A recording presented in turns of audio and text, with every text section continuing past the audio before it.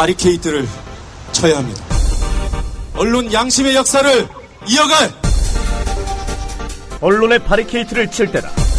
YTN 해직 기자 노정면의 뉴스바.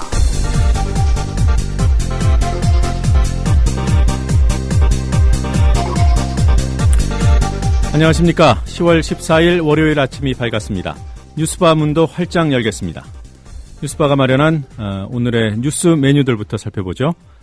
오늘 국정감사가 시작되는 날입니다. NLL 대화록, 또 검찰총장 혼외 아들 등의 현안이 걸려있는 법사위는 가장 뜨거울 것으로 보이는 상임위 가운데 하나입니다. 민주당 법사위원인 박지원 의원 연결하도록 하겠습니다. 4대강 사업은 강바닥에서 퍼낸 흙까지 말썽을 일으키고 있습니다. 지금까지 관리한다고 날린 세금만도 2천억 원이 넘습니다. 준설토 때문에 한 해 벼농사를 망친 농민, 그리고 오래전부터 준설토 문제를 제기해온 환경단체의 목소리를 들어보겠습니다. 시사에너그램 공갈에서는 각하 다음으로 끝발이 높다는 하파의 국정구상이 등장합니다. 잠시 후에 오겠습니다. 여우처럼 쇼핑하자 폭스마켓. 국민TV 손목시계 출시. 깔끔하고 선물용으로 좋은 골드 디자인. 고 김대중 대통령 국민의 정부 청와대 시계와 동일한 모델로 판매금의 30%가 미디어 협동조합의 기부금으로 쓰입니다. 국민TV와 함께하는 참 좋은 쇼핑몰 폭스마켓. 문의는 1566-5476. 검색창에 폭스마켓을 입력하세요. 폭스마켓.co.kr. 학교폭력 피해 80%는 초등학교 때 시작됩니다. 초등학생 가해자는 3배 이상 늘었습니다. 스마트폰 왕따 문자 6배 이상 늘었습니다. 그런데 놀랍게도 피해 학생의 80%는 부모님께 말하지 않습니다. 이젠 걱정하지 마세요. 미리 다 알려주는 자녀 보호 어플 스마트 보디가드가 있습니다. 자녀의 학교폭력 문자, 인터넷 고민 검색, 실시간 위치, 유해 컨텐츠를 24시간 감지하여 부모님께 다 알려드립니다. 미리 알면 안심할 수 있습니다. 구글 플레이에서 우리 아이 첫 번째 지킴이 스마트 보디가드를 설치하세요. 지금 옥션과 지마켓에서 스마트 보디가드를 검색하시면 50% 할인된 요금으로 이용하실 수 있습니다.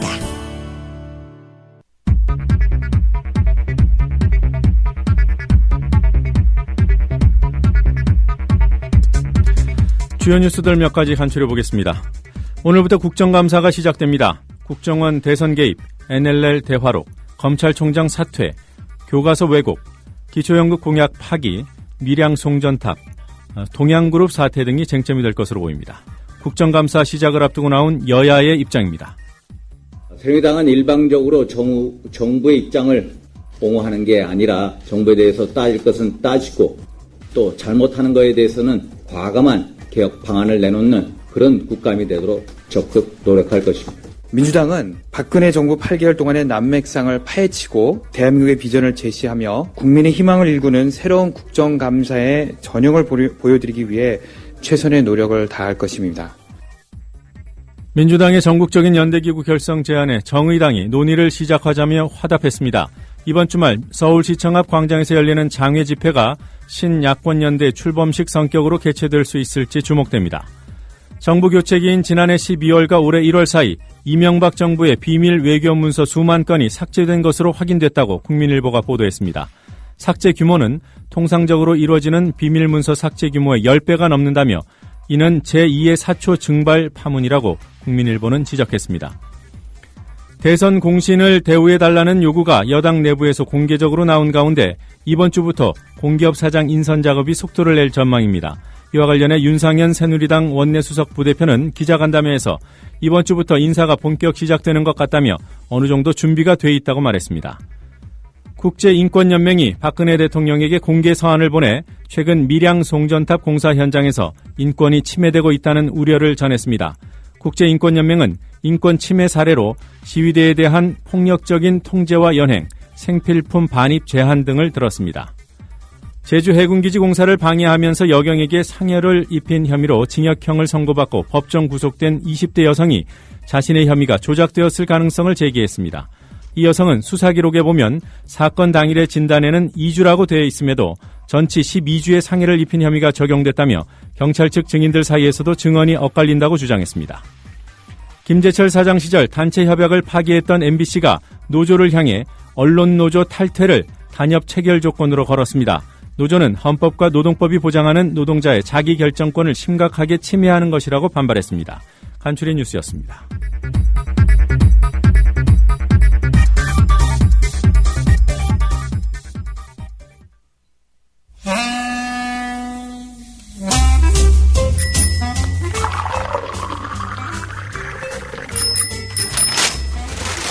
아침 신문 귀로 읽으세요.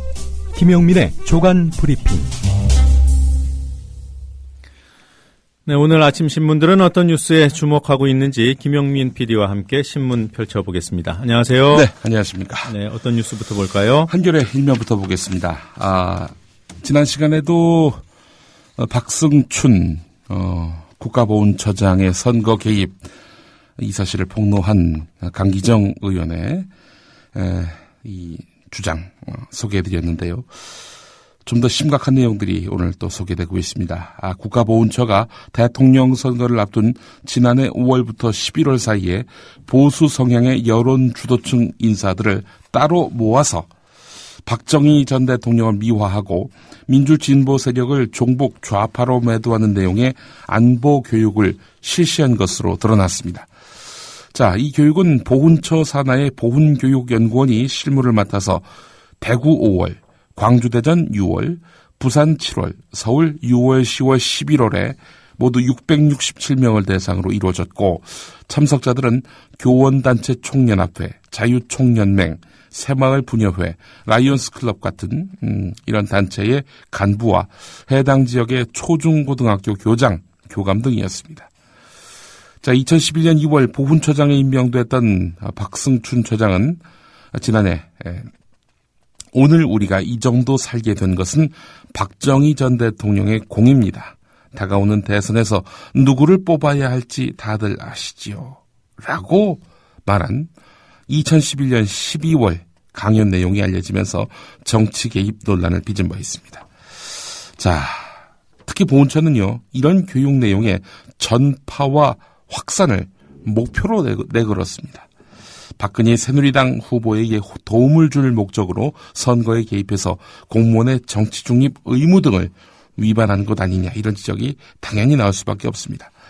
이에 대해서 박주민 민주사회를 위한 변호사 모임 변호사는 야당의 정책을 비판하면서 마치 야당이 북한에 동조하는 것처럼 이야기하는 것은 야당에게 투표하지 말라는 것과 같다.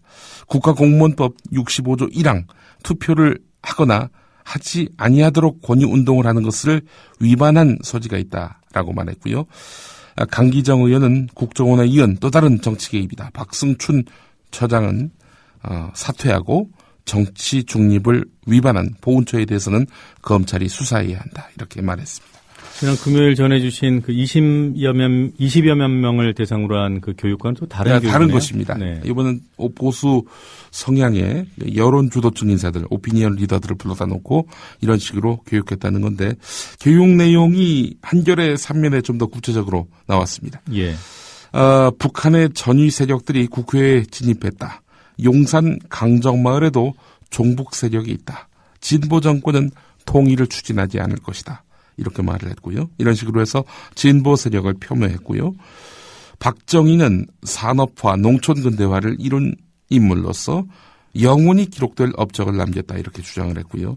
4대강 사업은 녹색 성장의 아이콘이다, 이렇게 군사 보수 정권을 미화했습니다. 이거는 맞는 말이네요. 녹색 성장 아이콘. 그렇습니다. 그리고 말이죠. 제가 상당히 좀 약한 게 있습니다. 저의 약한 고리를 딱 하나 꼽으라면은 뷔페 식사권입니다. 이 뷔페에 제가 아주 잘 넘어가는데, 이 호텔식 뷔페에다가 기념품까지 전달을 했다고 하는군요. 또 리조트 쪽에서 무료 숙박을 시켜준 것 아니냐, 뭐 이런 논란도 나오고 있는데요. 참가자를 상대로 해서 이런 숙식까지 제공했다 하니 그야말로 풀코스 서비스를 했다, 이런 지적이 안 나올 수가 없습니다. 이런 형태의 아주 전방위적인 국가보훈처의 이런 그 선거 개입, 이러다 보니 2011년 이명박 정권 때 임명됐던 박승춘 씨가 이번 정권에서도 그 직을 유지할 수 있는 것 아니냐, 이런 의혹을 갖지 네. 않을 수가 없습니다. 네, 지금 전해주신 내용들은 강기정 의원의 일방적인 주장이 아니라 네. 강기정 의원이 보훈처에서 제출받아서 공개한 국정감사 자료에 담겨 있는 내용들이군요. 그렇습니다. 예. 자, 하여간 이런 기가 막힌 일들이 있었고요. 오늘 국민일보가 아주 단연 눈에 띕니다. MB 정권 말에 민감한 외교 문서 수만 건이 직권 파기됐다는 겁니다. 자, 참여정부는 남북 정상회담 회의록 두 부를 만들어서 한 부는 보관하게 하고 한 부는 지우게 했다. 이것 갖고도 사초 파기다. 이렇게 주장했던 새누리당 정권 아닙니까? 자, 내용을 보겠습니다. 국회 외교통일위원회 소속 민주당 우상호 의원이 외교부의 보안문서 현황을 분석해 봤더니 외교부가 이명박 정부 말기인 지난해 12월 비밀문서 무려 18,022건을 파기했습니다. 올 1월에도 정권 교체기죠. 올 1월에도 24,942건을 폐기했습니다. 매월 평균 수백 건에서 많아야 수천 건에 불과했던 파기 건수가 정권 교체 시기에 10배 이상 급증했다라는 겁니다. 일각에서는 정부 조직 개편에 따른 통상기능 이관에 관한 문서가 대거 삭제됐을 수 있다는 그런 견해도 나오지만 이런 견해는 정권에게 우호적인 그런 견해지요. 하지만 부처 간 이첩이 아닌 파기를 했다면 더 큰 문제라는 지적입니다. 특히 지난해 8월이 상당히 주목됩니다. 당시에 비밀문서 13,202건이 파기됐는데 지난해 8월에 이 시기는 한일 군사정보보호협정으로 온 나라가 떠들썩했던 직후였기 때문에 외교부가 국가 간 협상 등 기밀 유지를 이유로 비밀문서를 직접 파기한 것이 아니냐 이런 의혹이 제기되고 있는데요. 현재 외교부는 파기된 비밀문서 목록을 공개하지 않고 있다고 합니다. 자, 사실 이 비밀문서에 관한 여러 가지 규정들이 있습니다. 내부 보안 업무 규정 시행세칙 21조를 보면은 비밀문서는 생산 당시 보호, 보존기관을 명시하도록 되어 있는데요. 기간을 채우지 않고 파기할 경우 보안 담당관의 사전 결재를 받아야 하는데, 그래서 이제 우상호 의원이 외교부에다가 보안 담당관의 사전 결재에 의한 그런 파기였느냐, 그렇게 보안 담당관 사전 결재에 의해서 파기된 비밀 문서가 있느냐라고 물어봤더니 외교부는 그런 사실이 없다 이렇게 말을 했다고 합니다. 우상호 의원은 외교부가 비밀 문서의 보호 보존 기간 없이 임의로 파기하는 것은 국가의 공공기록물을 취급하는 원칙에 반하는 일이다 이렇게 주장했습니다. 국민일보가 아주 제목을 상당히 좀 강렬하게 뽑았네요. 제2의 사초 증발, 논란의 소지, 원천적 봉쇄 의혹 이렇게 달고 있습니다. 숨은 의도가 의심된다라는 표현까지 썼는데 말이죠. 보수 일간지가 이렇게까지 표현을 했으니 말이죠. 새누리당 정권, 특히 외교부 이번 국정감사에서 아주 단단한 추궁을 받게 될 것으로 보입니다. 8월, 12월, 1월만 합해도 5만 건이 넘습니다. 예. 네. 아니 한 부 남겨도 사초 파기라고 이렇게 얘기하는데 말이죠. 아예 이거 원본을 다 없앤 거 아닙니까? 이거는 검찰이 수사하는 김에 이것도 좀 보면 어떨까요? 글쎄 말입니다. 혹시 저것도 없앤 거 아닐까요? 왜 지금은 곤란하다, 기다려달라 그런 말을 했다는 의혹과 연관된 그런 대화. 그건 기록했는지 모르겠습니다만은 예. 자, 이 외교부뿐만이 아닙니다. 감사원도 보니까 말이죠. 4대강 문건 파기 감사원이 아니라 공정거래위원회의 4대강 문건 파기 지시를 감사원이 확인했다는 국민일보 3면 기사도 있습니다. 공정거래위원회 간부가 4대강 사업 1차 공사에 참여한 대형 건설사들의 담합 사건 처리를 대선 이후로 늦추겠다는 계획을 김동수 당시 공정거래위원장에게 보고한 뒤 파기하도록 지시했다는 그런 의혹이 제기됐습니다. 김 전 위원장은 지난해 국회 정무위 국정감사에서 이 문건에 대해서 보고받지 않았고 존재하지 않았다 이렇게 답변한 바 있었습니다. 그렇다면은 김동수 씨가 거짓말을 했다 이렇게 볼 수밖에 없는 거 아니겠습니까? 구체적인 내용을 보면 이렇습니다. 민주당 윤호덕 의원을 비롯한 야당 의원들은 감사원을 상대로 한 그 감사 과정에서 이제 감사원이 이런 감사 과정에서 확인했다라고 밝혔는데요. 감사원이 올해 초에 공정위 감사 당시 작성한 문답서에 따르면은 공정거래위원회 이제 모 서기관이 지난 2월 22일 당시 카르텔 국장이던 그 국장이 4대강 입찰 담합 고관인의 김동수 위원장에게 보고할 문건 작성을 지시했으며 이 국장이 나는 보고를 안 받은 것으로 할 테니 보안에 유의하고 문서를 파쇄하라 이렇게 지시했다라고 진술한 것으로 되어 있습니다. 자, 이렇게 말했다고 이렇게 이렇게 말했다고 지목된 국장은요, 추가 조서에서 문서 작성 지시 사실을 인정하면서 김동수 전 위원장이 보안에 유의하고 보고받지 않은 것으로 하자라고 말해서 사실상 감사원 감사 결과 이 공정위의 4대강 문건 파기 지시가 확인됐다고 이렇게 야당 의원들은 이렇게 밝히고 있습니다. 자, 4대강 관련한 그런 기사가 또 있습니다. 경향신문 일면 기사인데요. 2008년 11월 29일이었습니다. 이명박 당시 대통령이 정종환 국토해양부 장관으로부터 수자원 현안 보고를 받았습니다. 이 자리에서 이명박 대통령 뭐라고 얘기했느냐. 감사원을 동원해서 일하다가 실수한 것은 책임을 묻지 않도록 하겠다. 감사원을 동원해서 공무원들의 위법을 덮어주겠다. 이런 말로 받아들여집니다. 이 회의는 정종환 장관을 비롯해서 국토부 수자원 국장과 박재환 청와대 국정기획수석이 참여를 했는데요. 자, 이 회의는 국토부가 2008년 12월 15일 4대강 살리기 프로젝트를 발표하기 2주 전입니다. 자, 이 2주 전에 실수가 있어도 4대강 사업 문책하지 않겠다. 이렇게 이명박 대통령이 약속했다는 겁니다. 헌법상 독립기관인 감사원을 거론하면서 4대강 사업 관련 공무원에게 책임을 묻지 않겠다. 이런 약속을 한 사실이 밝혀진 것이죠. 자, 감사원 부실감사에 대통령의 직접 지시가 있었을 것이라는 의혹은 당연히 제기됩니다. 잘 아시는 대로 지난 정권에 이명박 정권에서 4대강 사업에 대한 감사원의 입장은 문제없다. 이것이었습니다. 그 4대강 감사 주심을 맡았던 사람이 MB 최측근 아닙니까? 은진수 씨. 네, 그렇습니다. 자, 경향신문에 또 관련한 기사가 있는데 말이죠. 자, 4대강 사업을 왜 했느냐. 수질 개선. 또 하나가 뭡니까? 홍수 피해 막겠다는 거 아니었어요? 홍수 예방. 자, 그런데 수질 개선. 이거는 뭐 말 그대로 거짓말로 드러난 거 아닙니까? 아주 명백한 거짓말로 드러났고 이걸 뭐 부인하는 사람은 없습니다. 자, 그렇다면 홍수 피해는 좀 줄였느냐? 따져봤더니 4대강 사업 후에 홍수 피해가 더 늘었다는 겁니다. 자, 지난해 9월 태풍 산바에 경남 양산시 일대가 낙동강 종주 자전거도로 700m가 유실됐습니다. 정부가 이걸 복구하는데 양산시와 함께 3,050억을 투입했습니다. 경남 의령군 지정면에서는 낙동강변 배수로 550m가 유실돼서 176억 원을 투입해서 복구했습니다. 이런 유실사고 없애게 하기 위해서 4대강 사업을 했다는 거 아닙니까? 어떻게 4대강 사업을 해놓고도 유실은 계속돼 왔고 피해 복구 비용은 또 그렇게 더 들어갔습니다.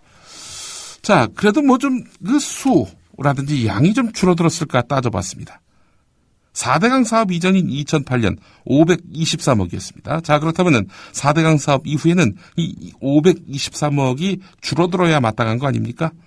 자, 그런데 홍수 피해 금액 2009년에는 1,404억 원, 2010년에는 1,436억 원, 2011년에는 5,024억 원으로 아니 어떻게 급증을 했어요? 4대강 사업 이전에 523억에 불과했는데 4대강 사업 이후에는 5,024억으로 크게 늘었습니다. 지난해 태풍이 없었어요. 다행히. 그때는 또 4,167억을 썼습니다. 자, 그렇다면은 4대강 사업 전에는 4대강 사업 전보다도 4대강 사업 후에 홍수 피해 비용이 10배가량 더 늘었다 이런 얘기입니다. 자, 홍수 피해 비용이 급증한 것은 4대강 사업으로 들어선 생태공원, 자전거도로, 운동시설, 제방시설 등이 강 범람과 집중호우 때 쉽게 훼손되기 때문이라고 하는데요. 시간이 흐를수록 유지관리 비용이 급증할 것을 감안한다면 사용이 많지 않은 4대강 시설물을 폐쇄하는 것이 경제적으로 낫다는 주장도 제기되고 있습니다. 쓸데없는 거 만들어놨기 때문에 관리 비용이 들어가는 거고요. 예. 강가에 그런 시설물을 해놨으니 한강 둔치도 강물이 범람하면 네. 하다못해 청소라도 해야 되는 거 아니겠어요? 그렇습니다.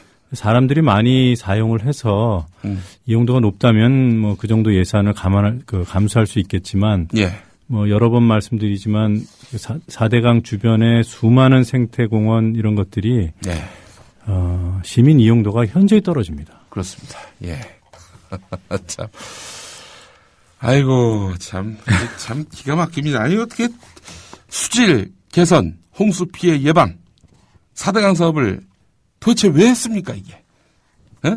그런 거 하나, 목표 달성도 전혀 이루지 못한 정도가 아니라 아예 거꾸로 됐잖아요. 수질은 더 악화되고, 홍수 피해는 더 늘어나고. 도대체 이게. 지금 박근혜 정부의 감사원이 이러저런 문제점을 찾아보고 있다고 하니까. 네.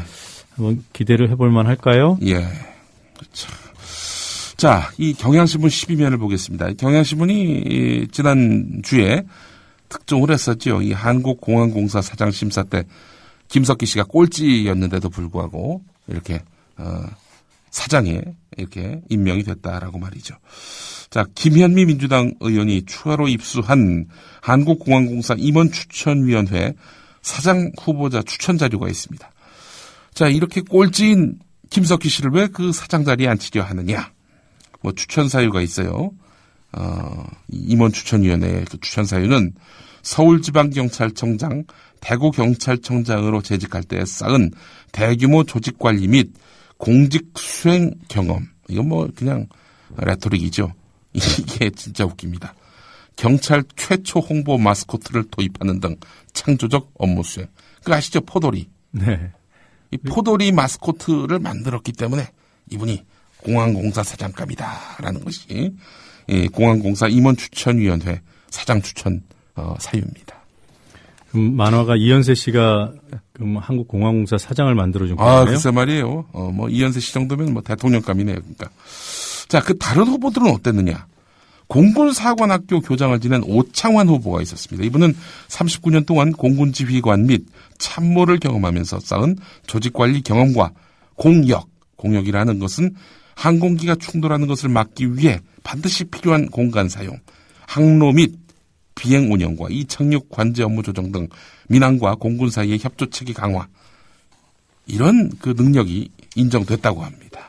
또 전 국토부 중앙토지수용위원회 상임위원인 유한준 후보 같은 경우 항공 분야 주요 보직을 두루 거치면서 저비용 항공사 제도 도입, 또 김포공항 유휴시설 활용 지원 등 다양한 공항 활성화 정책을 수립했다는 그런 평가를 받았습니다. 전문성 면에서 훨씬 월등한 그런 후보들이 있었음에도 불구하고 꼴찌인 김석기 씨가 이렇게 사장에 임명됐다. 참 웃음만 나옵니다. 예, 이 포도리를 만들었다고. 예, 이런 이유로 이렇게 또 사장이 되셨네요. 그러니까. 자, 오늘 도하신분들이 보도한 내용들이 원전 비중 목표를 이명박 정권 때 41%까지 확대하기로 이렇게 목표를 설정해 놓지 않았습니까? 자, 그런데 그걸 20%대로 축소하겠다는 국가에너지기본계획 민간 워킹그룹의 보고서가 이렇게 나왔습니다. 정부의 권고한 내용들인데, 이렇게 되면은 이명박 정권 때 원전 확대 정책을 세웠는데 사실상 백지화된 것 아니냐, 이렇게 볼 수 있을 것으로 이렇게 가늠됩니다. 지금은 한 26%인데요. 이걸 41%까지 확대하시겠다. 우리 이명박 대통령의 꿈이었는데 말이죠. 20%대로 다시. 지금 원점, 지금의 그 원전 비중과 같은 맥락으로 이제 목표를 세우겠다라는 건데, 근데 이제 또 이렇게 되면은 원전 수는 더 늘어날 수 있다는 점을 민간 시민단체들은 또 우려하고 있습니다. 원전 비중이 현재보다 크게 줄어들지 않는다는 점, 이것도 문제다라고 시민단체들은 짚고 있습니다. 지금 어쨌든 이런 에너지 기본 계획, 예, 이것은 민간 차원에서 제안한 내용이고요. 예, 네, 연말쯤까지 민관 차원에서 네. 제안을 한 것입니다. 예. 네, 이것이 이제 국가에서 공식 채택하기에는 조금 더 절차가 남아 있죠. 예, 그렇습니다. 어쨌든 현재 그 원전을 확대하는 것에 대해서 수긍할 국민들이 적습니다. 일단 일본 수산물 이런 방사능 우려도 커지고 있는 상황이고, 또 이래저래 또 원전 부실 부품과 관련해서 또 논란도 컸던 상황이기 때문에 확대되기는 어렵겠지만, 자 어쨌든 원전을 축소하기 위한 정부의 강력한 의지는 아직까지 목격되지 않고 있습니다. 예. 경향신문 13면을 보겠습니다. 경기도 평택 비정규 노동센터가 지난 6월과 지난 10일 평택 지역 중고등학생 57명을 대상으로 노동자에 대한 인식 조사를 했더니 노동자에 대해서 대부분 부정적인 이미지를 갖고 있는 것으로 나타났다, 이렇게 밝혔습니다. 자, 그 중국인, 동남아 등 노동자를 상대적 저임금으로 육체적 단순 노동을 하는 사람으로만 이렇게 인식을 했다는 건데요. 심지어 거지, 장애인, 못 배운 자들이라는 그런 답변도 있었다고 합니다. 이 밖에 일개미, 돈 버는 기계, 강철 인간 등 고된 노동에 시달리는 존재로 인식한 표현도 나왔습니다. 자, 결국 이 학생들이 그릇된 인식을 갖고 있다라는 점이 문제긴 한데, 이 그릇된 인식을 갖게끔 만들어준 우리 사회, 또 노동자를 그러니까 틈만 나면은 탄압하고 짓밟은 이런 공권력, 이런 것들이 아이들에게 그릇된 인식을 갖게 만든 요인은 아니었을지 하는 생각도 해보게 됩니다. 저희 노동자, 근로자 이렇게 용어들이 혼용되고 있지 않습니까? 예. 그런데 우리 언론들 또 정부 주요 인사들도 그렇고요. 이렇게 얘기합니다. 비정규직 노동자라 그러고요. 예. 외국인 노동자라 그래요. 예. 근데 일반적으로 회사에서 근무하시는 분들은 직원 내지는 근로자라고 예. 여기에서부터 용어 사용하는 과정에서부터 예. 노동자라는 그런 용어는 좀 더 힘든 일을 하시는 분들, 처지가 곤란한 분들을 예. 지칭하는 말로 노동자를 씁니다. 그렇습니다. 예. 노동자는 저도 노동자고요. 네. 우리 김 PD도 노동자고요. 그렇습니다. 예. 지금 이 방송 듣고 계시는 많은 청취자 여러분들도 다 노동자죠. 교장 선생님도 노동자고, 대통령도 나라 일을 하시는 네. 노동자 아니겠습니까? 그렇습니다. 자, 서울신문 1면을 보면 말이죠. 우리 사회 얼마나 참 노동자들의 고단한 삶이 심각한지를 보여주는 단적인 기사가 있습니다. 법이 정한 최저임금조차 받지 못하는 근로자의 지난해 고용보험, 건강보험, 국민연금 등 사회보험 가입률이 보통 근로자보다 최고 21%포인트 더 낮은 것으로 나타났습니다. 최저임금 미만 근로자는 잦은 해고에 시달리지만 생계 불안을 막아줄 사회보험 혜택을 제대로 받지 못하고 있다는 겁니다. 정말 사회보험, 사회안전망이 더욱 절실한 이런 근로자들이 도리어 이 사회보험 혜택을 제대로 받지 못하고 있다는 겁니다. 사업주는 비용 때문에 꺼리면은 근로자도 여기에 대해서 그래도 챙겨주셔야죠 이러는 게 아니라 또 근로자도 부담해야 되는 거 아닙니까? 월 8만 원을 부담해야 되는데 차라리 가입 안 하고 그냥 8만 원 받는 게 낫지, 이런단 말이죠. 자, 따져봤더니 한 16만 명 정도 된다고 합니다. 그런데 가사 서비스 노동자를 뺀 거라고 합니다. 이런 분들까지 다 포함하면은 훨씬 그보다 더 많을 것으로 이렇게 추정이 되는데요. 자, 저임금 사업장에 대한 특별 관리가 필요하다는 그런 지적이 제기되고 있습니다. 자, 국민연금 이야기 앞서 했는데 임의 가입자 탈퇴가 급증하고 있다는 보도, 어제 SBS가 보도했고 많은 조간신문들이 지금 전하고 있는데요.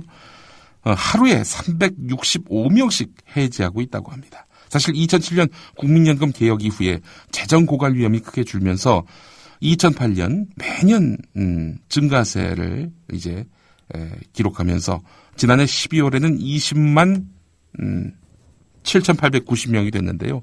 올 2월에 박근혜 정권 대통령직 인수위원회가 기초연금, 국민연금 연계 방침을 밝히면서 감소세로 반전돼서 2월에 11,000명이 넘었고 3월에는 8,000명이 넘는 그런 감소세를 보이고 있다고 합니다. 그러다가 또 다시 논란이 촉발된 9월 이후에 다시 탈퇴자가 급증하기 시작해서 1월에서 9월 사이에 신규 가입자를 빼놓은 순수 감소 인원이 2390명에 이르는 것으로 조사됐습니다. 이 증가폭이 42% 좀 이해가 안 되네요. 예. 하루 평균 한 80명 정도가 탈퇴를 하거든요. 예. 근데 지금 하루에 365명씩 해지를 하고 있다는 거 아니에요? 예. 그러면 한 4-5배 정도가 늘어나는 수치인데. 네. 이게 그리고 임의가입자들만. 임의가입자. 예, 탈퇴가 자유로운 주부 등 이런 임의가입자만 탈퇴가 이 정도라면 네. 탈퇴가 어려워서 탈퇴를 하고 싶음에도 불구하고 못하는 분들까지 감안한다면. 특히 그 직장가입자들. 네, 예. 이 잠재적인 탈퇴 요구자들이 얼마나 많겠습니까? 예, 그렇습니다. 자, 오늘 한겨레 8면도 하나 더 보겠습니다. 그 한겨레 8면을 보면은 국회 보건복지위원회 소속 민주당 이현주 김용익 의원이 공개한 자료가 있습니다. 예. 복지부가 8월 30일에 청와대 보고에서 지금 청와대가 추진하고 있는 이런 기초연금 방식에 대해서 문제가 있다. 그러니까 기초연금과 국민연금을 연계하는 것은 부적절하다 이렇게 보고를 했다는 겁니다. 8월에. 이런 방식이 국민연금 가입자에게 손해가 되고 국민연금에 오래 가입한 저소득층이 더 불리해질 수 있다 이렇게 지적을 했어요.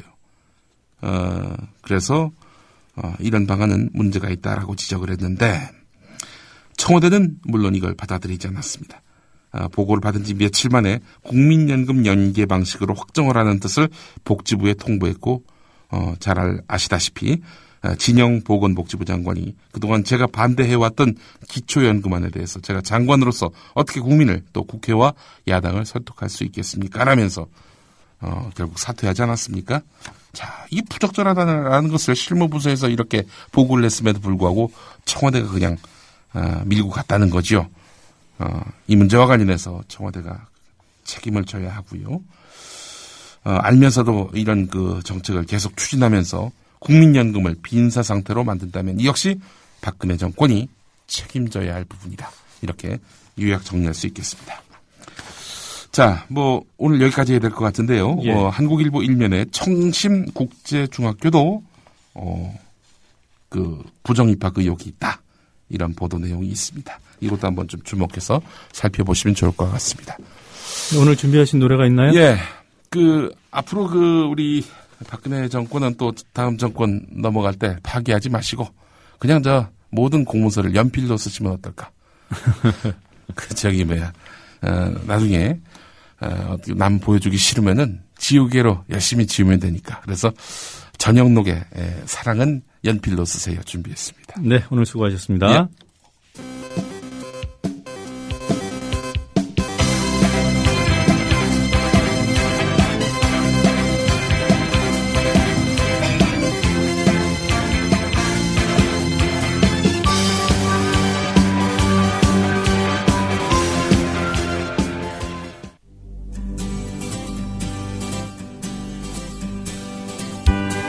막간 퀴즈입니다. 국민연금 수급자는 절대 손해보지 않으며 오래 가입할수록 유리하도록 마련하였습니다. 보험료를 성실히 납부하시는 분들이 손해를 본다는 얘기는 결코 사실이 아니라는 것을 보건복지부 연금정책국장과 청와대 고용복지수석의 말이었습니다만, 그러나 지난달 25일 정부의 기초연금안 발표가 있은 뒤 국민연금 임의가입자 탈퇴 건수가 하루 평균 365명으로 그 이전보다 40%나 급증한 것으로 드러났습니다. 문제드립니다. 국민연금에는 직장인들이 의무적으로 가입해야 하는데요. 4대 보험이 그러합니다. 국민연금 외에 나머지 3개 보험 중 아닌 것을 골라주세요. 1번 건강보험, 2번 산재보험, 3번 고용보험, 4번 암보험. 정답을 아는 분은 지금 팟빵 게시판에 글을 올려주세요. 정답자 가운데 3분에게 기념 음반을 보내드립니다.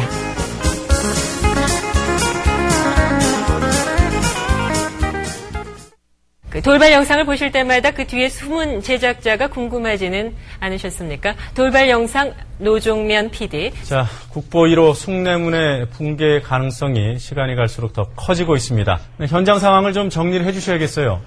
네, 그렇습니다. 안녕하십니까. 뉴스타파 앵커 노종면입니다.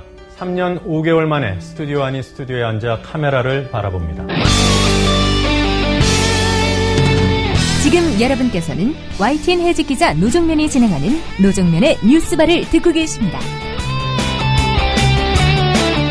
노종면의 뉴스바는 매일 아침 7시부터 9시까지 국민TV 라디오로 방송됩니다.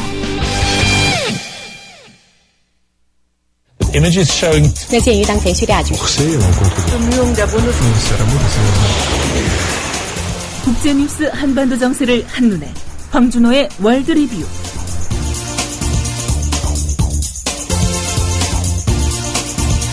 네, 지구촌과 한반도 정세에 관한 뉴스들 정리해 보겠습니다. 황준호 기자 연결돼 있습니다. 안녕하세요. 예, 안녕하십니까. 네, 일본 정부가 경제력을 앞세워서 동남아 지역의 위안부 조사를 막았던 사실이 드러났습니다. 아사히 신문이 1990년대 초반 일본 정부의 외교 문서를 보고 알아낸 건데요. 예. 위안부 문제가 국제적으로 확산되는 걸 막으려고 동남아 피해 여성들에 대한 면담 조사를 일부러 회피했다는 사실이 확인됐습니다. 일본 외무성이 필리핀, 인도네시아, 말레이시아에 있는 일본 대사관에다가 공문을 보내서 면담 조사를 될 수 있는 한 피해라 이런 지시를 내렸는데요. 한반도의 여성들만 강제 동원한 쪽으로 문제를 좁히려고 했다는 겁니다. 그런데 그 과정에서 인도네시아 정부는 일본에서 오는 원조 때문에 불만이 있어도 입을 다물었다고 합니다. 네, 이곳의 위안부 피해자들은 자국 정부에 대한 배신감이 크겠습니다. 그렇습니다. 일본한테는 위안부 강제 동원 때 한 번, 그리고 피해 조사 때 한 번, 이렇게 총 2번 당한 셈이고요. 자기네 나라 정부한테도 배신을 당했습니다. 특히 인도네시아는 당시에 위안부 문제와 관련된 병사까지 처벌해야 된다, 이렇게 겉으로는 굉장히 강한 태도였는데 뒤로는 이렇게 일본이 주는 돈에 눈이 멀어 있었다는 걸 알 수 있습니다. 당시에 위안부 강제 동원을 인정하고 사과했던 고노담화가 바로 그 조사 후에 나왔었는데요. 동남아 여성들의 피해가 빠진 부실한 조사를 토대로 고노담화가 나왔었다는 걸 알 수 있고요. 그런데 현 아베 정부는 그런 고노담화마저 부정하고 있다. 이런 것도 짚고 넘어가야 될 것 같습니다. 네. 자, 독도 동영상을 일본에서 만든다고 하던데 정부가 하는 일입니까? 예, 그렇습니다. 일본 정부가 독도와 센카쿠 열도가 일본의 고유 영토라고 주장하는 동영상을 인터넷에 올려서 해외 홍보를 강화할 방침이라고 니혼게이자이 신문이 보도했습니다. 조만간 대외 홍보 사이트를 새로 만들어서 11개 언어로 독도와 센카쿠 열도에 대한 일본의 입장을 전할 건데요. 이거는 중국과 한국이 그동안 국제 무대에서 영토 문제에 대한 주장을 하는 것에 대한 대응이다. 이런 명분을 내세웠습니다. 또 러시아하고 영유권 분쟁을 하고 있는 북방 4개 섬에 대한 동영상도 추가로 만들기로 했습니다. 사실 지금도 일본 외무성 사이트에서 홍보를 하긴 하는데 그게 별로 효과가 없다고 생각해서 새로운 사이트를 만든다는 겁니다. 네. 이건 일본 정부가 의도하는 것인지도 모르겠는데요. 주변 국가의 갈등이 더 커지지 않겠어요? 그렇습니다. 요즘 일본 쪽에서 한국이 너무 세게 나온다. 이런 볼멘 소리가 있다는 기사들이 많은 걸 보면은 실제로 일본이 그렇게 생각하는 것 같은데요. 그러면서 일본은 중국한테는 약간 좀 한국하고는 다르게 손을 내미는 태도를 보이고 있습니다. 그렇지만 센카쿠 동영상 사이트 같은 거를 보듯이 중일 관계가 가까워지는 것에는 근본적인 한계가 보입니다. 한편으로 요즘에 한국의 보수 언론을 중심으로 해서 한일 관계를 복원해야 된다는 얘기가 조금씩 나오고 있는데요. 이번 독도 동영상 계획에서도 알 수 있듯이 아베 정권은 독도 문제라든지 또 역사 문제 이런 데에서 전혀 물러날 기미가 없는 상황인데 이런 관계 복원론이 지지를 받기는 힘들 것 같습니다. 그리고 또 오늘 조선일보를 보니까 청와대 정무수석이 일본 의원연맹 회장을 만났다고 하는데요. 그러니까 의원 교류 같은 우회적인 방법으로 관계를 풀자는 의도가 있는 것 같은데 이 외교안보 수석도 아니고 정무수석이 왜 나서는지 여러모로 좀 움직임이 이상합니다. 이런저런 내용을 보면 일본 쪽에서 한국 정부가 너무 세게 나온다. 근거를 모르겠습니다. 그렇습니다. 자, 페이스북 창업자죠. 저커버그. 이웃집 4채를 사들였어요. 저커버그는 캘리포니아주 펠로알토라는 지역에 살고 있는데요. 예. 그 지역의 부동산 개발업자들이 저커버그의 집 옆에다가 호화주택을 지으면서 여기는 저커버그의 옆집이다 이런 광고를 하고 있는 것 때문에 저커버그가 사생활 보호를 이유로 이웃집 4채를 사들였습니다. 3천만 달러, 우리 돈으로 한 300억 원이 넘는 돈을 들였는데요. 원래 살고 있는 사람들한테 다시 임대해서 줬고 시세보다 많이 쳐줘가지고 부동산 개발업자가 사는 것을 막았습니다. 그렇지만 여기에 대해서 경제잡지 포브스는 페이스북이 그동안 개인정보와 프라이버시를 침해하는 설정 방식 이런 것들을 써서 이용자들을 화나게 했었는데 저커버그가 자기의 사생활만큼은 끔찍하게 챙긴다 이렇게 꼬집었습니다. 네. 자, 미국 연방정부 셧다운 사태로 문 닫았던 국립공원 일부가 문을 연다고요? 국립공원을 찾는 관광객들을 상대로 돈을 버는 사람들이 주변에 많이 있는데 셧다운으로 관광객들이 안 오면서 피해가 연쇄적으로 일어나니까 일단 문을 여는 국립공원들이 생기고 있습니다. 연방정부 대신해서 주정부가 국립공원 운영비를 부담하는 형식으로 하는 건데요. 자유의 여신상이 있는 뉴욕주가 대표적입니다. 그렇지만 많은 국립공원들은 여전히 문을 닫은 상태인데요. 셧다운이 길어지면서 국립공원뿐만 아니라 여러 부분에서 문제가 계속 발생하고 있습니다. 셧다운 해결하고 미국 연방정부의 부채 상한선을 늘리는 협상, 이거는 아직까지 실마리를 못 찾고 있습니다.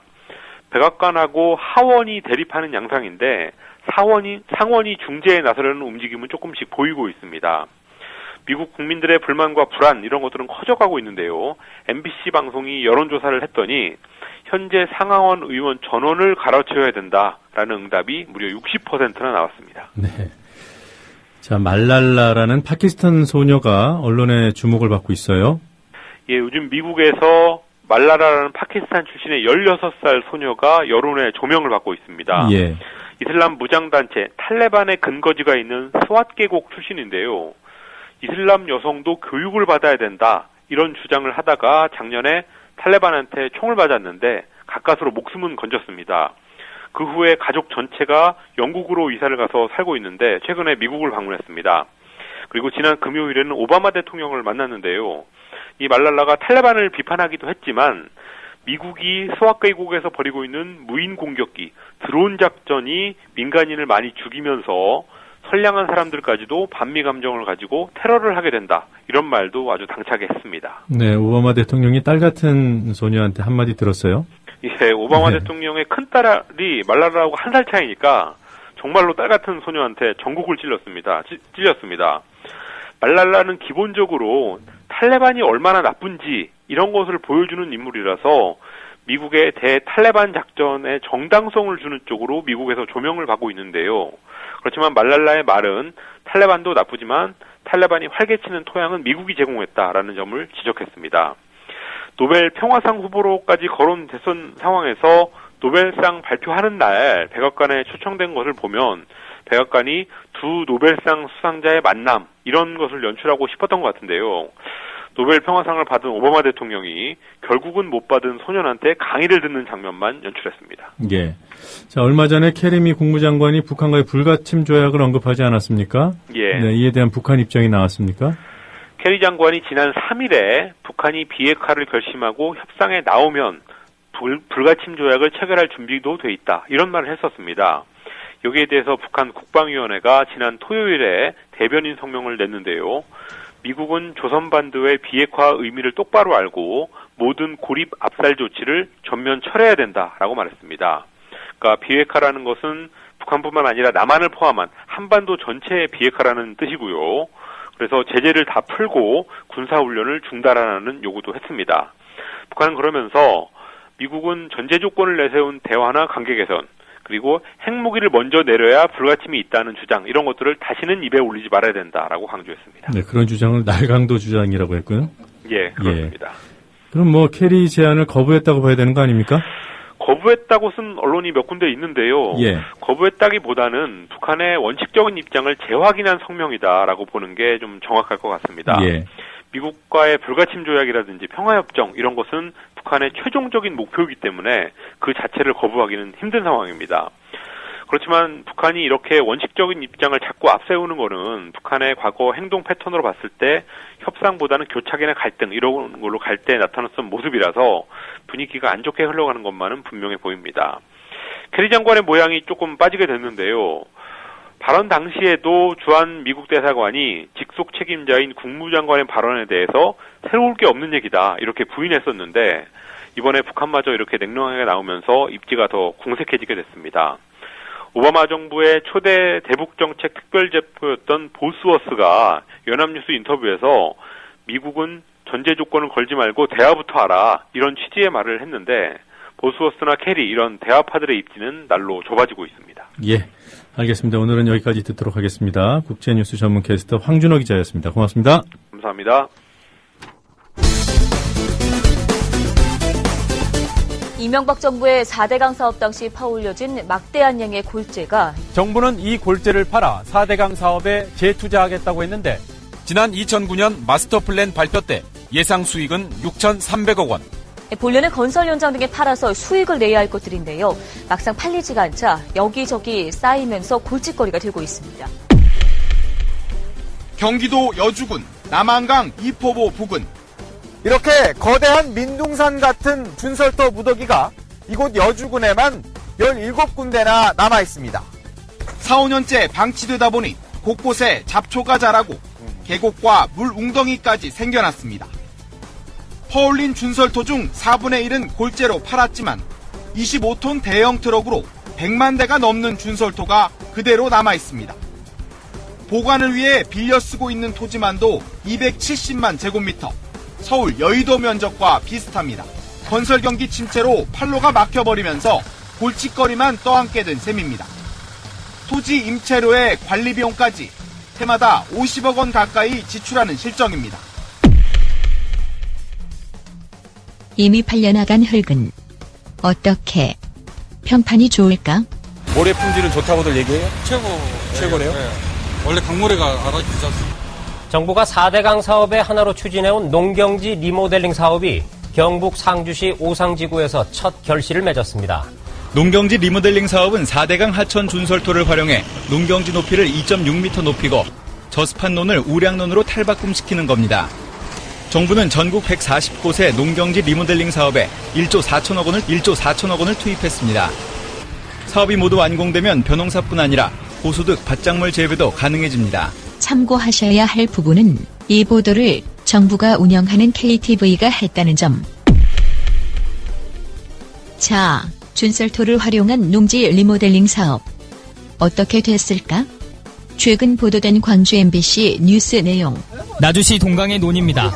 모시문지가 한참이 지나 어느 정도 자랐어야 하지만 이 논은 그렇지 않습니다. 정상적으로 자라고 있는 곳과 비교하면 차이가 확연합니다.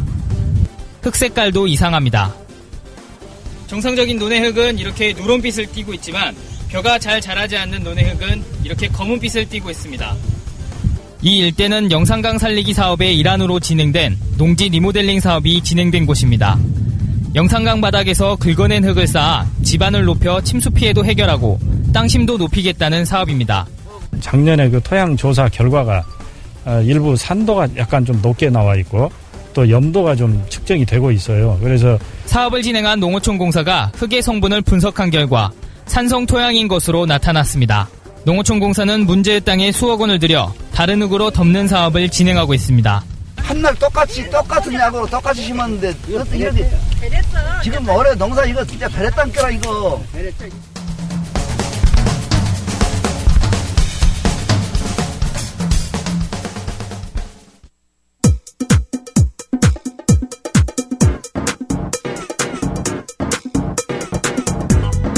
노정면의 뉴스바.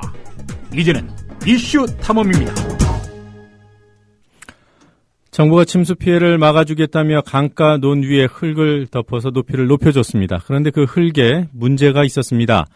벼가 여물지 않고 말라버리는 바람에 한 해 농사를 망쳐버렸다고 합니다. 4대강 사업이 가져온 이른바 준설토의 재앙이었습니다.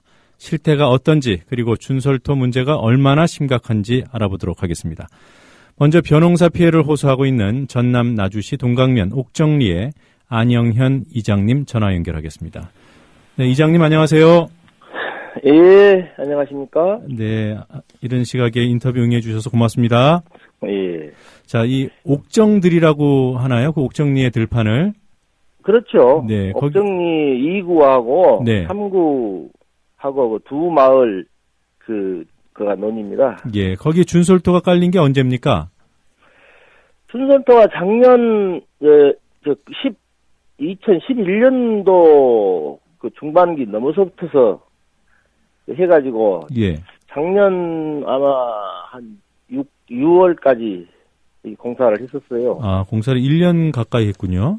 그렇죠. 원래는 2년간을 해야 되는데 예. 공사가 좀 늦었었습니다. 시작이요. 네. 네, 반이 그 토가 흙이 이렇게 마땅한 게 막 없어가지고 그랬었던 것 같습니다. 예. 그 옥정들이 상습 침수지였습니까? 상습은 아니고요. 네. 비가 이제 많이 올 때는 네. 그 연중 한두 번씩 그 침수되지만은 내가 이제 영산강 학원하고 얼마 멀지 않는 곳이기 때문에 금방 닦고 해서 그렇게 뭐 큰 피해 있거나 그런 지역은 아닙니다. 네, 지금 이 준솔토로 성토를 하는 것은 좀 땅 높이를 높여가지고 침수 피해를 막아보겠다는 그런 뜻이었을 텐데 굳이 그렇죠. 예, 굳이 성토에 응해주신 이유가 있었어요? 그때 당시에 이제 농촌공사에서 첫 설명회를 하면서 예. 뭐 지금 현재 땅보다도 뭐 1m 이상 높아지고 앞으로는 그냥 논만이 아니고 밭작물도 하려면 할 수 있을 정도로 예. 논이 높아지니까 네. 우리들한테 큰 도움이 될 것이다. 그런 식으로 이야기하니까 주민들이 그리고 또 2년 동안 농사 짓지 않아도 네. 그 보상은 충분히 해준다. 예. 이런 이야기에 이제 주민들은 그냥 다 승낙을 했죠. 네. 근데 이제 그 올해 처음 이후에 농사를 지으신 거네요? 아니죠. 작년에 했죠. 아, 작년 6월쯤에 완공이 되고 그때부터 농사를 지으셨군요. 네. 예. 그럼 지난해에는 별 피해가 없었고요. 지난해에도 피해가 많았죠. 지난해에도 이제 아주 생육이 부지는 곳은 아예 수확을 못한 자리도 있었었는데, 네. 그래도 작년에는 금년에보다는 더 적었어요, 그 면적이. 그런데 금년에는 어떻게 우리 생각에는 더 나을 줄로 알았는데, 예. 금년에가 더 안 좋아지더라고요. 그래가지고 계속 농촌공사나 기술센터나 이런 데서 토양 조사하고 계속 합니다만은 그게 하루아침에 얼른 고쳐지지는 않을 것 같아요. 예. 구체적으로 어떤 피해입니까?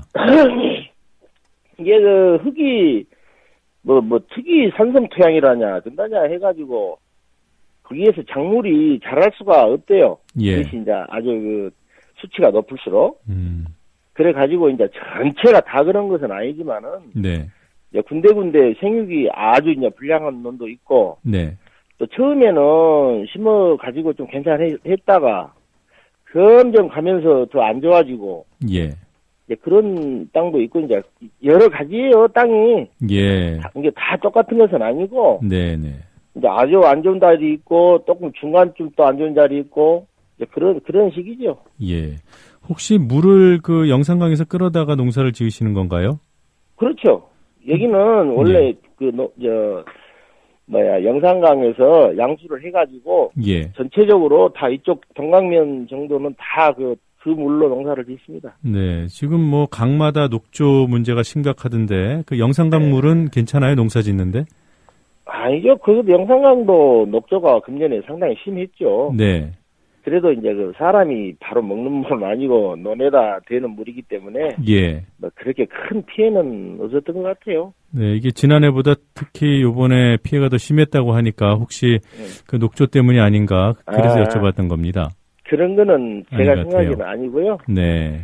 원래 땅 속에 이제 특이 산성 토양이라는 것이 이제 경운 노탈이 하고 저기 하는 과정에서 예. 작년에는 도자로만 이렇게 이제 위로 밀고 이렇게 해가지고 뭐로 심었지만은 예. 금년에는 그걸 이제 전부 트랙터로 이제 갈았죠. 네. 예, 하는 그런 과정에서 좀 더 밑에 있던 게 싹 위로 올라왔던 것 같아요. 근데 이것이 이제 올해로 해서 또 끝나면 다행인데 이것이 계속 이럴까 봐서 네. 분들이 걱정이 많습니다. 자, 일부 농민들께서 수확을 이미 해서요, 농협 수매에 내놨다, 뭐 이런 보도가 있었는데, 어찌 됐습니까? 그러니까 농협에서도, 이제 동강농협은 특히 드림생미가 나오는 그 12대 브랜드인데 전국. 네. 그런 도전공장에 우리 마을에 생육부진에서 나오는 그 쌀들은 미질 저하가 우려돼가지고 농협에서 격리를 하고 싶은데 그 시설이 그렇게 되기가 좀 어려워요. 그래서 일단은 수확을 좀 늦춰주라. 예. 다른데 먼저 하고 나서 이거는 별도 관리를 하기 위해서 농협에서 좀 수확을 늦춰주라 그래가지고 일단 괜찮은 논들은 그냥 수확해도 되고 일단 그 필지들을 대충 조사를 했었어요. 예. 해가지고 안 좋은 거는 나중에 수확하기로 하고. 네. 이제 보통 나라하고 같은 것은 이제 수확해도 상관이 없고 그런 식으로 하고 있습니다. 네. 그 농어촌 공사에서는 뭐라고 합니까? 농어촌 공사에서는 이제 금년도에 이 피해 입은 거에 대해서 이제 기준 수확량을 정하고. 예. 그 기준 수확량에 미치지 못한 논은 이제 보상을 해주기로 이렇게 되어 있습니다. 네, 보상은 해준다고 했군요. 네. 자, 계속 농사를 지으셔야 되는데, 해마다 보상 문제로 이렇게 줄다리기를 할 수는 없을 것이고요. 그러니까요. 예, 근본적으로 어떤 대책이 세워져야 된다고 보십니까? 그러니까 금년에 이제 토양 조사를 이제 하고. 예. 명식 박사님들 이렇게 봐가지고 석회를 뿌리고 퇴비를 하고 하면은 괜찮아질 것이다. 네. 또 이렇게 말씀하고 아주 생육이 처음부터서 나법은 자리. 네. 그런 자리는 이제 복토를 이제 하기로 하고. 네. 그런 식으로 지금 타협을 했는데 농경공사에서는 일단은 아주 나쁜 데는 복토하고. 네. 중간 지금 현재 조금씩 피해 나타나고 이런 자리는 일체 다 석회가 약이 된갑대요. 그래서 석회 뿌리고, 퇴비 뿌리고 해가지고, 틀림없이 괜찮을 것이다. 예. 또 만에 하나 또 잘못되면은, 그럼 또 보상을 해준다. 이런 식이죠. 예. 이 조사와 대책 이런데 농민들께서도 참여를 하고 계신가요? 참여보다도 일단 여기서 토양은 조사 같은 거는 전문가들이 하는 것이기 때문에 우리가 이제 보지도 않고 거기서 결과만 우리들한테 이제 가르쳐 주죠. 그러니까 그런 조사하는 전문가들을 농민들께서 추천을 하신다든가. 그런 건 아니고요. 그건 아니고요.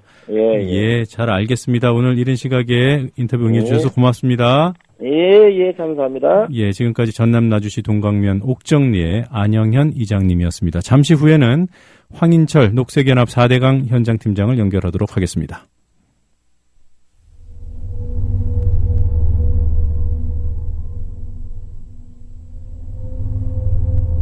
농사 망했지. 나는 망한 거야. 원래.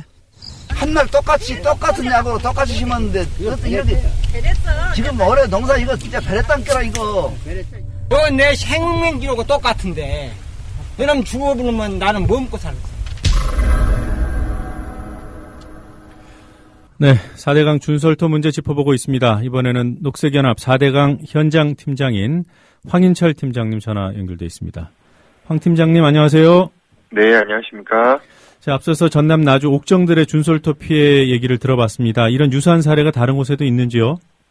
예, 옥정들과 같은 이제 농경지 리모델링 사업은 이제 농민의 입장에서 필요해서가 아니라 준설토를 처리하기 위한 것이 유일한 목적이었는데요. 예. 그래서 이제 전남 나주 옥정들은 오염된 준설토로 인해 직접적인 농사 피해를 입은 지역인데 이런 사례가 옥정들 위에 그렇게 많지는 않지만 사실 공사 과정에서 2010년 초에 달성부 함안부에서 오염된 5리터가 중금속에 오염된 5리터가 발견된 적이 있습니다. 그래서 이런 오염으로 인한 피해 외에도 농지 리모델링 지역에는 여러 가지 피해가 발생을 한 바 있는데요. 예. 제대로 된 이 흙이 아니라 돌이나 자갈 또는 폐콘크리트까지 같이 매설을 해서 농사 과정에서 큰 피해가 발생하기도 하고 또 배수가 잘 안 되는 경우도 있습니다. 이러한 경우들이 전부 이제 준설토로 인한 농경지 리모델링이 잘못된 사례라고 할 수 있겠습니다. 네, 조금 전에 말씀하신 5리터는 오물이 섞인 그런 진흙, 뻘흙 같은 것을 말하는 거죠? 예, 그렇습니다. 예. 자, 이런 문제는 한국 농어촌공사가 책임질 문제인가요? 일단 농어촌 공사 같은 경우에는 특정 지역에서 발생한 일을 사업 지구 전체의 일로 과장하지 마라. 네. 이런 식으로 설명을 하고 있는데, 사실 농어촌 공사가 1차적인 책임을 져야 되겠지만, 이 사장 사업을 실시했던 가장 상위의 주체인 국토해양부나 수자원공사 등 이 전체 이 국가기관이 함께 책임질 문제라고 생각을 합니다. 네. 자, 이 준설토로 그 성토 내지 복토한 농지가 어느 정도나 됩니까, 규모가? 예산은 한 1조 2천억 원을 투입해서 149개 지구에서 실시를 했는데요. 예. 이 대상 면적은 8,000헥타르, 약 여의도 30배에 해당이 됩니다. 그리고 여기에 쏟아부은 준설토가 2억 2천만 톤 정도로 추정을 하고 있습니다. 네. 2억 2천만 톤이면 전체 준설토의 한 4분의 1 정도 되는 건가요? 전체가 한 4억 5천만 톤 되니까요. 한 반이 조금 안 되는, 네. 물량입니다. 이게 그 농지 말고 하천변에도 성토를 하지 않았어요? 예. 그것까지 포함한 수치인가요? 전체의 이제 성토에 사용한 수치이고요. 네. 하천변에는 이제 수변 공원들을 만들 때 일부 성토를 한 부분이 있습니다. 예. 자, 이런 그 오염 문제에 대해서 얘기가 나온 것이 뭐 이전에도 있었기 때문에 정부 조사가 있었던 것 같은데 결과는 어떻게 나왔습니까?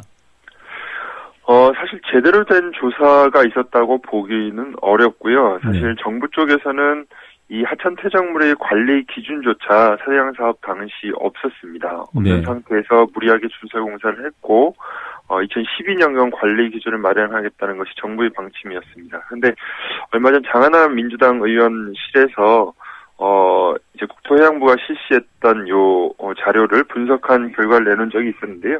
당시 토양 시료가 약 2만여 개, 그리고 52만여 개의 이제 분석 자료 이런 것들을 나왔음에도 이제 국토해양부에서는 오염 항목 기준치를 초과한 항목이 단 한 건도 발견되지 않았다라고 해서 이건 상식 밖의 조사가 아니겠냐 이런 분석이 나왔습니다. 사실 환경부에서 일반적으로 실시하는 토양 오염 실태 조사에서는 약 3.8% 정도가 토양 기준을 초과하는 것이 일반적이거든요. 그렇게 되면 사대강 사업 준설토 가운데 뭐 한 1만 5천여 개 시조 정도는 초과할 수 있는 것이 이제 일반적이라고 할 수 있는데 전혀 없었다라고 하는 것은 조사가 부실하거나 잘못됐던 것이 아니냐라는 의혹이 있었는데 사실 뭐 토양 오염 준설토 오염 조사 방법을 2011년 그 사대강 사업 당시 변경했던 것으로 또 알려져 있기 때문에 어쨌거나 제대로 된 조사가 없었다. 그리고 조사 기준도 제대로 마련되지 않은 채 이런 사업이 시행됐다. 이렇게 말씀드릴 수 있겠습니다. 네, 그러다 보니까 나주 옥정들 같은 피해가 생기는 게 아닌가 생각이 되는데요. 네. 그 옥정들 같은 경우에 준설토, 그러니까 복도해놓은 그 농지에서 강산성 그리고 또 고염도 토양이라는 진단이 나왔다고 합니다. 네네. 왜 그렇게 되는 거죠? 네, 거의 뭐 수소이온 농도가 아주 강산성으로 나왔고 토양 오염 농도가 뭐 기준의 2배 이상 높게 나온 것으로 알려져 있습니다. 이게 나주 같은 경우 이 사업 지구가 이제 하구뚝 그러니까 이제 바다와 만나는 지역에 가깝습니다. 그래서 염분이 함유되어 있을 가능성도 있는데요. 정확한 원인은 사실 저희도 조금 더 살펴봐야 하고 조사할 필요는 있습니다. 지금 문제는 이러한 이 준설토, 하천 퇴적토의 상황을 정확하게 사전에 진단하고 조사하지 않은 채 사업을 추진했기 때문에 발생한 문제라고 할 수 있겠죠. 네. 이 준설을 해서 생기는 문제가 여러 가지가 있을 텐데 이 준설토를 뭐 복토 성토하는 이 과정에서 생긴 거 말고라도 네네. 어떤 문제들이 있었습니까? 사실 사업 이 계획 단계에서부터 준설 자체가 큰 문제라는 지적이 계속 이어졌었죠. 우리나라 하천에는 아주 강에 모래가 많습니다. 이게 우리나라 하천의 아주 큰 특징인데요. 사실 이명박 정부는 강에 모래가 있는 것을 아주 싫어했습니다. 사실 뭐 동맥경화가 걸렸다. 그래서 다 긁어내야 된다. 이런 표현까지도 썼었는데 정부의 논리는 강에 지저분한 모래들을 퍼내서 물그릇도 키우고 그렇게 되면 수질도 좋아지고 생태계도 살아난다. 이랬지만 사실 하천의 모래 자체가 이 우리나라 하천 생태에서 중요한 역할을 합니다. 일종의 습지 역할을 하게 됩니다. 네. 모래 습지가 있는 이 여울에서는 많은 하천들의 생물들이 살아가고 또 멸종 위기종의 물고기들이 이 모래가 있는 여울에서 살아갑니다. 또 모래가 사라지니 철새도 찾아올 수 없는 환경이 되는 거고, 또한 모래는 천연 정수기 역할을 하는데 이러한 정수기인 모래를 사라지게 하니 녹조와 같은 이런 수질 오염도 나타나는 것이죠. 예. 그래서 이런 준설 자체가 갖고 있는 환경적인 피해도 있고요. 또한 이런 준설 과정에서 많은 비리도 있었던 것으로 알려져 있습니다. 얼마 전에 이제 2명의 전직 군수가 구속된 것으로 알려져 있고, 또한 이게 너무 오랜 시간 작업할 수 있는 분량을 한꺼번에 이렇게 다 준설해버리고 나니까 영세 골재 노동자들 같은 경우에는 일거리를 잃어버리는 이런 문제점도 발견된 바 있습니다. 조금 전에 말씀하셨던 골재와 관련된 비리라는 거는 그 골재를 퍼다가 이제 업체에 파는 과정에서의 비리를 말씀하시는 건가요? 그러니까 이제 분량 같은 것들을 제대로 하지 않고 예. 이제 속이는 경우도 있었고, 또 실제로 이 방대한 이 하천에 있어서 실제로 정말 2m를 했는지 아니면은 3m를 했는지 그것을 정확히 확인하기 굉장히 어렵거든요. 예. 그런데 그러한 준설 수심의 이 차이가 굉장히 막대한 이 비용의 차이를 가져오기 때문에 결국에는 이런 것 안에서 많은 건설사들이 부당한 이익을 챙겼을 수도 있다, 이런 의혹이 나오고 있는 상황입니다. 그러니까 뭐 수심 6m로 하기로 했는데 5m만 파고 그 공사 비용은 네. 6m 비용을 받고 뭐 이런 문제가 있을 수 있다는 얘기죠. 예, 그런 네. 가능성이 있습니다. 그리고 퍼낸 골재를 뭐 싸게 파냐 적게 파냐 뭐 이런 문제도 있을 것이고요. 네, 그렇습니다. 네. 그리고 이거 조금 격가지일 수는 있는데요. 준설에 동원됐던 준설선들은 그대로 방치되고 있었다는 지적이 있었는데 어떻게 됐습니까? 다 수거가 됐습니까? 지금도 현장에 가면은 방치된 준설선들이 굉장히 많습니다. 이런 것은 이제 준설업자들에 있어서 이것을 해체하고 또 강변 밖으로 옮기는데 비용이 많이 들다 보니까 예. 그냥 내버려 두는 것이 오히려 이익이다 보니 그런 이렇게 방치되는 경우가 많은데, 이런 것을 제대로 관리를 안 하는 것이죠. 이런 거는 이제 홍수 시에 오염을 유발하거나 또 작년이나 재작년 같은 경우에는 홍수 시 물에 쓸려가서 교량 등에 충돌한 사고도 있었기 때문에 이런 것들에 대한 적절한 조치가 빨리 이루어져야 되지만 이대로 지금 방치가 되고 있는 시점이죠. 예, 이 준설선 방치 문제, 이게 뭐 교각하고 충돌하는 말씀하셨습니다만 뭐 어선하고 충돌할 수도 있는 거 아니에요? 어선하고 충돌할 수도 있고, 실제로 지금 사대강 이후 건설된 보에 걸려 있는 경우도 저희가 목격한 적이 있습니다. 네, 그 준설선이 모두 몇 개입니까? 정확한 이 통계치는 아직 나오지는 않고 있는데요. 뭐 상당한 수가 지금 방치되어 있는 것으로 알려져 있습니다. 네. 자, 이 준설토를 퍼내서 이제 네네. 뭐 일부를 땅에 깔고 또 일부는 골재로 판다고 하지 않았습니까? 예, 그렇습니다. 예, 어느 정도가 팔려가고 어느 정도가 남아 있습니까? 총 약 9천만 톤 정도를 이제 판매를 할 것이다, 정부가 이렇게 이야기했는데 최근에 나온 이제 사대강 유역 준설토 현황이라는 자료에 따르면은 매각 대상인 이 9만 3천 톤 정도의 준설토 가운데서 약 반인 4만 6천 톤 정도가 판매되지 않고 그대로 남아있는 것으로 알려져 있고요. 네. 2010년부터 올해 6월까지 이 준설토를 적치하고 관리하는 비용만 약 2천억 원이 사용된 것으로 알려져 있습니다. 사실 여주시가 4,400억 원 정도로 가장 많은 비용이 산출되고 있고요.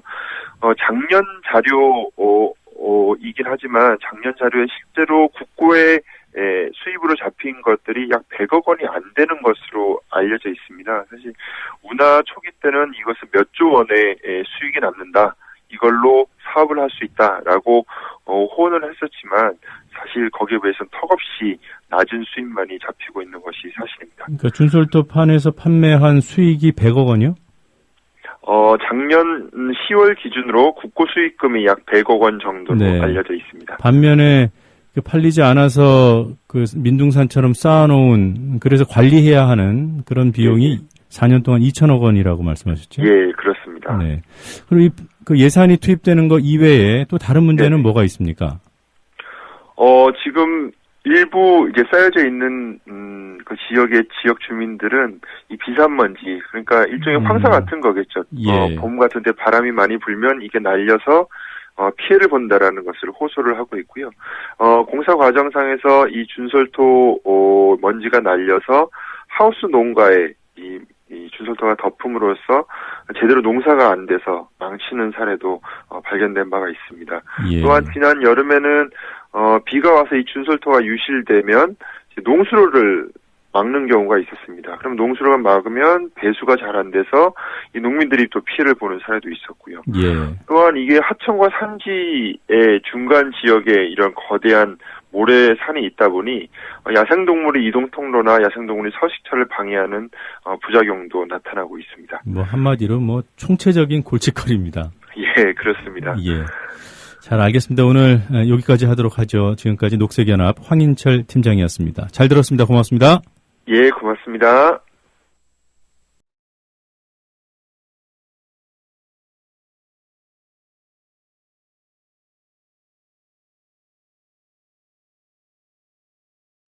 이 시간 하늘 풍경입니다. 일교차가 커서 아침에는 조금 쌀쌀하지만 한낮에는 기온이 껑충 오르겠습니다. 서울 23도, 대구 27도로 오늘 조금 덥게 느껴지겠습니다. 화요일인 내일은 전국에 가을비 소식이 있는데요. 비가 내리고 난 뒤 가을 추위가 시작되겠습니다. 현재 전국이 고기압 영향권에 있어 맑은 날씨를 보이고 있는데요. 내륙 지역을 중심으로 짙은 안개 낀 곳이 있습니다.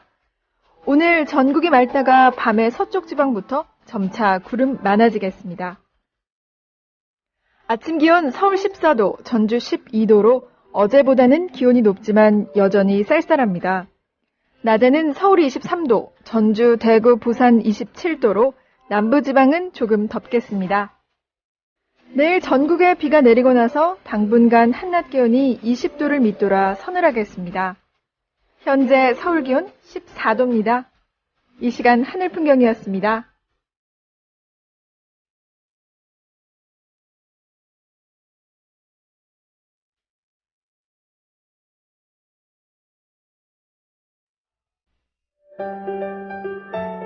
더불어 행복한 세상. 더불어 행복한 세상. 국민 TV.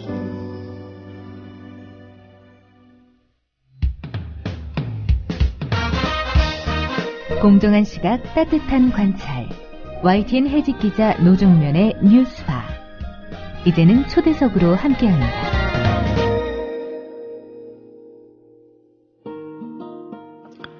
국정감사가 오늘부터 시작됩니다. 여러 건의 현안들이 혼재해 있는 상황이고 여야 대립 또한 첨예한 터라 국정감사장의 열기가 그 어느 때보다 치열하고 뜨거울 것이라는 전망입니다.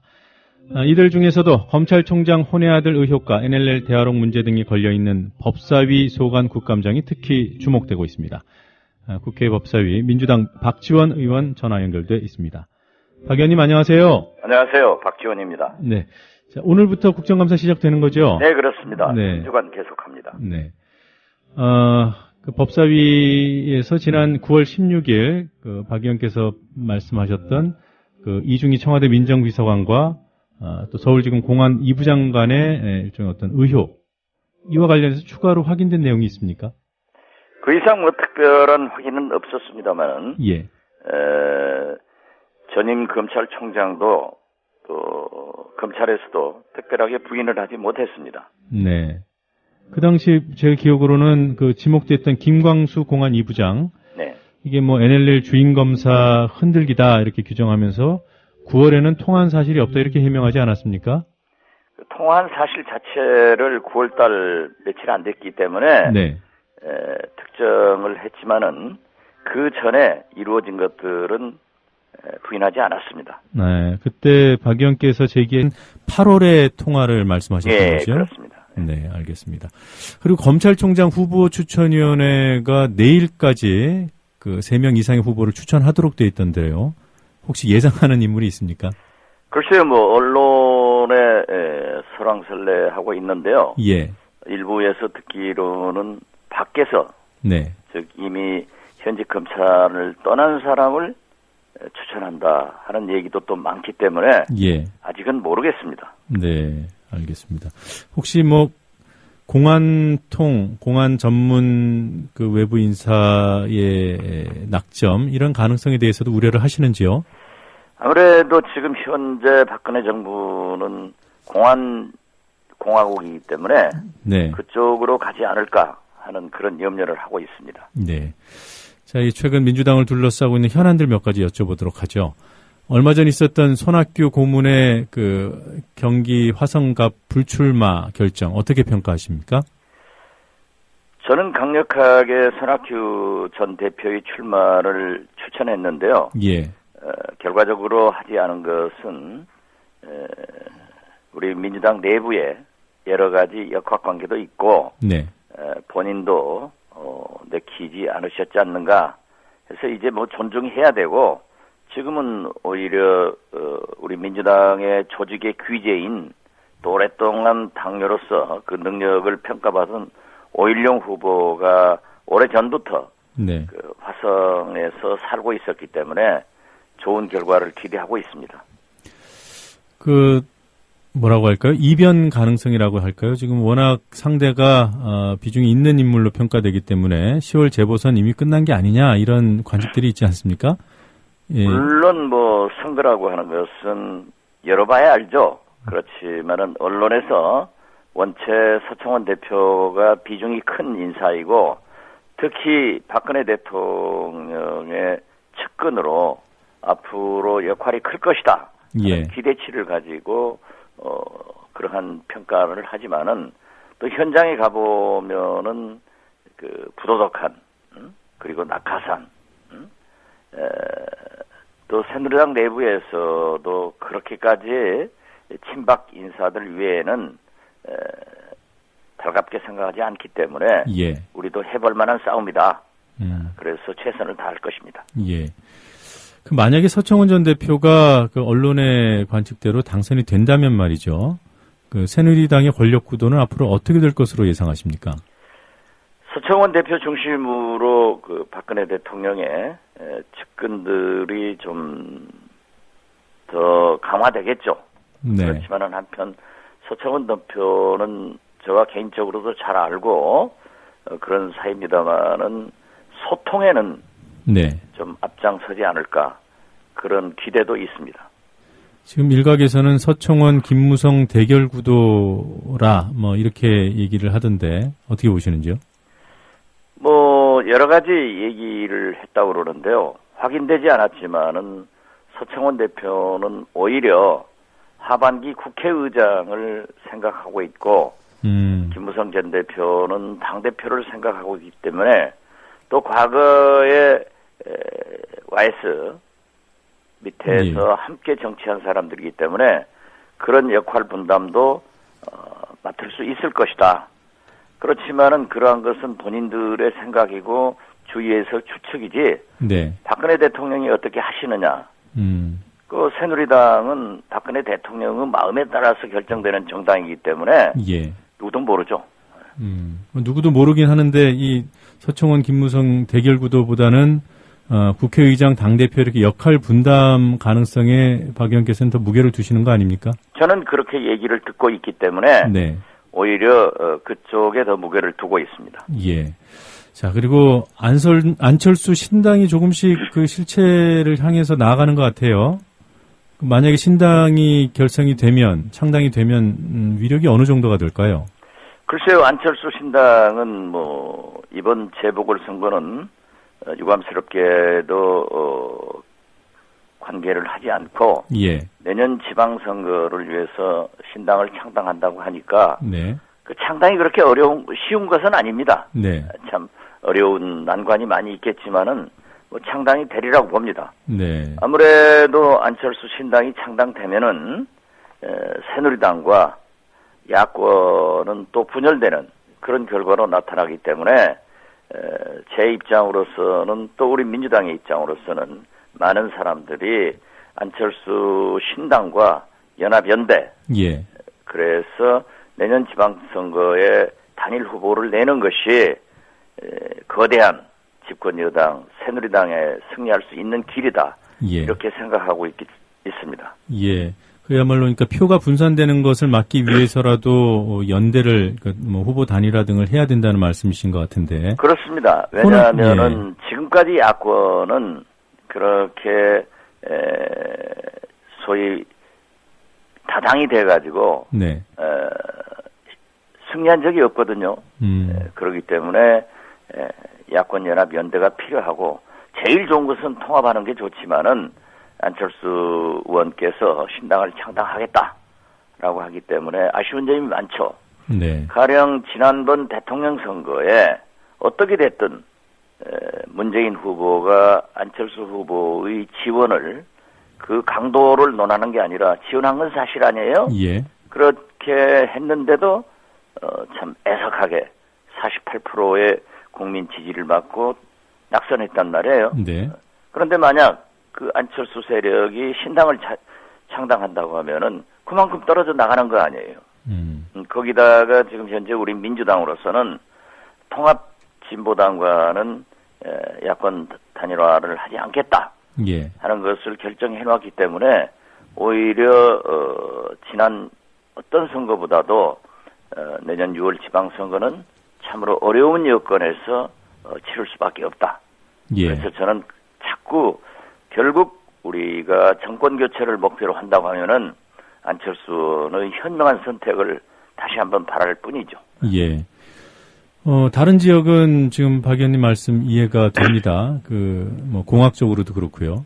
그런데 호남에서는 민주당, 안철수 신당 후보들이 다 나와도 경쟁해 볼 만한 거 아니겠어요? 그렇습니다. 지금 호남은 사실상 작년 대통령 선거에 패배하고 예. 많은 좌절감에 빠져 있습니다. 네. 그리고 그것을 민주당에 대한 불만으로 나타나고 있고 안철수 신당에 대한 기대로 나타나고 있습니다. 예. 그러나 최근에 이 안철수 의원의 정치 행보에 대해서 이것도 아니고 저것도 아닌 그러한 모습에 상당한 실망을 하는 것 같습니다. 예. 그래서 안철수 의원 개인에 대한 지지도는 추락했지만 아직도 안철수 현상에 대해서는 지지도가 높기 때문에 예. 내년에 아무래도 광역 및 기초단체장 의원 선거에 민주당과 안철수 신당의 대결이 되지 않을까 이렇게 봅니다. 네, 그러니까 호남에서 경쟁을 하는 구도는 많은 분들이 그럴 것이다라고 예상하는 것 같아요. 그거와 별개로 다른 지역에서의 어떤 연대 후보 단일화 이런 것들도 가능하다고 보시는 겁니까? 제가 지금 지도부에 있지도 않고 네. 섣불리 그런 얘기를 하는 것은 바람직한가 여부는 모르겠습니다만은 예. 선거는 결국 새누리당과 야권 이런 1대1 구도로 몰아가야만이 네. 성공할 수 있기 때문에 가능한 지역에서라도 그렇게 하는 게 좋다. 저는 그렇게 봅니다. 그러나 호남만은 네. 새누리당이 그렇게 역할을 기대할 수 없기 때문에 예. 민주당과 안철수 신당이 어차피 경쟁할 것이다. 네. 우리 민주당으로서는 호남만 가지고도 승리할 수 없고 네. 호남을 빼고도 승리할 수 없습니다. 그렇기 때문에 텃밭인 호남의 승리를 위해서는 우리는 안철수 신당에 이길 수 있는 네. 후보를 공천하는 것이 가장 바람직하다. 네. 이렇게 생각하고 그 이외의 지역, 특히 취약 지역 같은 데서는 좀 더 단일화하면은 승리의 가능성이 있지 않는가 이렇게 생각합니다. 그 대표적인 취약 지역이 경기도 아니겠습니까? 경기도를 그렇게 취약적으로 구분할 필요는 없을 것입니다. 그러나 경기도 역시 일여 다야 했을 경우에는 패배가 불을 보듯 빤한 거죠. 그렇죠. 그렇기 네. 때문에 단일화를 하는데 여기는 수도권 특수성이 있기 때문에 야권 단일화가 국민의 힘으로 네. 제야 시민단체와 원로들의 노력으로 반드시 단일화될 것이다. 저는 그렇게 낙관적으로 봅니다. 예. 자, 원론적으로는 그렇게 이해가 됩니다만은 경기도지사 정도를 안철수 신당에 내주고 다른 부분에서 연대를 확보한다. 이런 전술도 가능할까요? 그러한 것은 아직 얘기할 단계가 아닙니다. 네. 왜냐하면은 경기도지사도 반드시 이길 수 있는 사람을 내야 되거든요. 네. 그렇기 때문에 단일화 과정에서 경선 같은 것을 해야죠. 알겠습니다. 자, 그 두 당, 아직 안철수 신당은 당이 아직 안 됐습니다만, 안철수 의원 측과 민주당의 연대, 후보 단일화, 이런 것이 되기에는 두 당의 관계가 지금보다는 좀 더 나아져야 될 거다, 이렇게 보는데요. 지금, 안철수, 손학규 연대론도 흘러나오고, 또 심지어는 정장선 의원 같은 경우에는 신당 창당을 주도할 것이라는 보도까지 나오고 있지 않습니까? 이런 민주당의 그 안철수 신당호 합류 가능성 어떻게 보십니까? 저는 그렇게 언론 보도처럼 예. 그건 아마 추측 보도일 것이고 또 그러한 얘기를 할 수도 있겠죠. 그렇지만 지금까지 국민들이 볼 때 당을 자꾸 옮겼을 때 예. 높이 평가하지 않았습니다. 예. 그렇기 때문에 저는 손학규 전 대표께서도 민주당과 함께 하면서 안철수 신당의 연합연대를 바라는 거지 그분이 안철수 신당으로 가서의 연합연대는 있을 수 없는 일이고 하지 않으실 겁니다. 예. 또 하지 않겠다고 말씀하셨고요. 정장선 의원도 그렇게 보십니까? 정장선 의원은 제가 잘 모르겠습니다만은 그분도 당을 그렇게 평택 선거구를 보거나 또는 경기도지사 이런 관계를 보더라도 썩 그렇게 못하지 않을까 그렇게 봅니다. 저는. 예. 얼마 전에 김한길 민주당 대표가 전국적인 연대기구를 제안을 했어요. 그리고 정의당이 긍정적인 답변을 내놨고 여기에 안철수 세력도 뭐라고 할까요? 이게 좀 화답을 할까요? 저는 국정원 개혁 네. 이런 당면한 민주주의의 기본권 몇 가지를 연대를 하자고 했고 네. 김한길 대표가 선거 연대를 제의한 것은 아니기 때문에 예. 야권이라고 하면은 반드시 함께 해야 된다. 예. 이렇게 생각하고 또 장기적으로 볼 때 이렇게 합의하기 쉬운 것부터 함께 연대해서 활동하다 보면은 나중에 더 큰 연대로 이어질 수 있기 때문에 저는 안철수 의원도 거부할 명분이 없다 이렇게 생각합니다. 예. 또 특히 지금 종교단체에서는 정치권과 함께하는 것을 꺼려하시지만은 예. 결국 시민단체나 나중에는 종교단체까지도 그런 국정원 개혁 이런 문제를 가지고 하기 때문에 함께 시너지 효과가 나올 수 있을 것입니다. 예, 알겠습니다. 최근 한 인터뷰에서 내각제 개헌 필요하다 이런 말씀하셨죠? 네, 그렇습니다. 예, 지금부터라도 개헌을 추진해야 된다는 생각이신지요? 18대부터 추진을 하고 있고요. 예. 19대에서도 많은 의원들이 추진을 하고 있습니다. 네.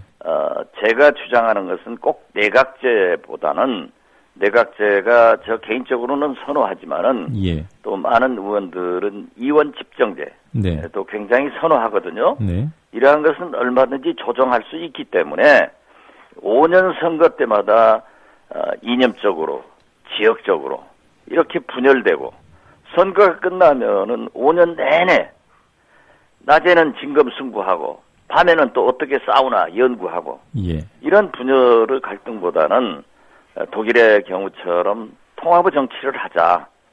좌와 우와 보수와 진보가 함께 앉아서 토론해가지고 가장 좋은 정책을 쏟아내고 있지 않습니까? 그래서 이념이 다른 기민당과 사민당도 연정을 하는데 우리가 못할 필요가 없다. 그런다고 하면은 그런 통합 정치를 위해서 이원 집정제나 특히 내각제가 좋겠다 하는 생각을 가지고 있고 예. 강창희 국회의장께서도 지난 재헌절 기념사에서 내각 개헌의 중요성을 강조했기 때문에 이번 국회에서 좀 잘 떠오르리라고 봅니다. 그때 개헌절 맞아서 그 특위 구성을 얘기했죠, 강창희 의장이. 네, 그렇습니다. 예. 그 특위 구성은 지금 바로 하는 것이 맞다고 보시는 건가요? 그렇게 하는 것이 좋겠죠. 네. 그렇지만은 그것도 제가 볼 때는 강창희 의장께서 청와대와 조율을 하지 않으신 것 같아요. 그렇기 때문에 청와대에서 좀 부정적 견해를 피력하니까 지금 특위 구성을 못하고 있는데요. 이렇게 의원들의 각자 생각이 새누리당도 많지만은 모든 게 박근혜 대통령 1인 결정, 예. 지배하에서 이루어지기 때문에 대통령께서 어떠한 결단을 하시느냐 이게 가장 중요한 정치가 돼버렸습니다. 예. 국회는 지금 역할이 없어요. 그러니까 개헌절제 나왔던 여야 의원들 개헌 요구서 서명 그 구성비를 보니까 그때 106분이 서명했죠. 예. 오히려 야당 의원들이 더 많아 6대4 정도로. 예. 네. 지금 말씀대로 그 여당이 적극적으로 사실 추진을 해야 이게 좀 수면 위로 올라오지 않겠습니까? 그렇습니다. 예. 그럼 좀 현실성이 떨어지는 거 아닌가요? 그렇습니다. 네. 그러나 예. 또 박근혜 대통령께서도 지금 누구보다도 요즘 실감을 하고 있지 않습니까? 당신도 이 대통령 선거 후 지금까지 뭐 공기업 인사가 됩니까?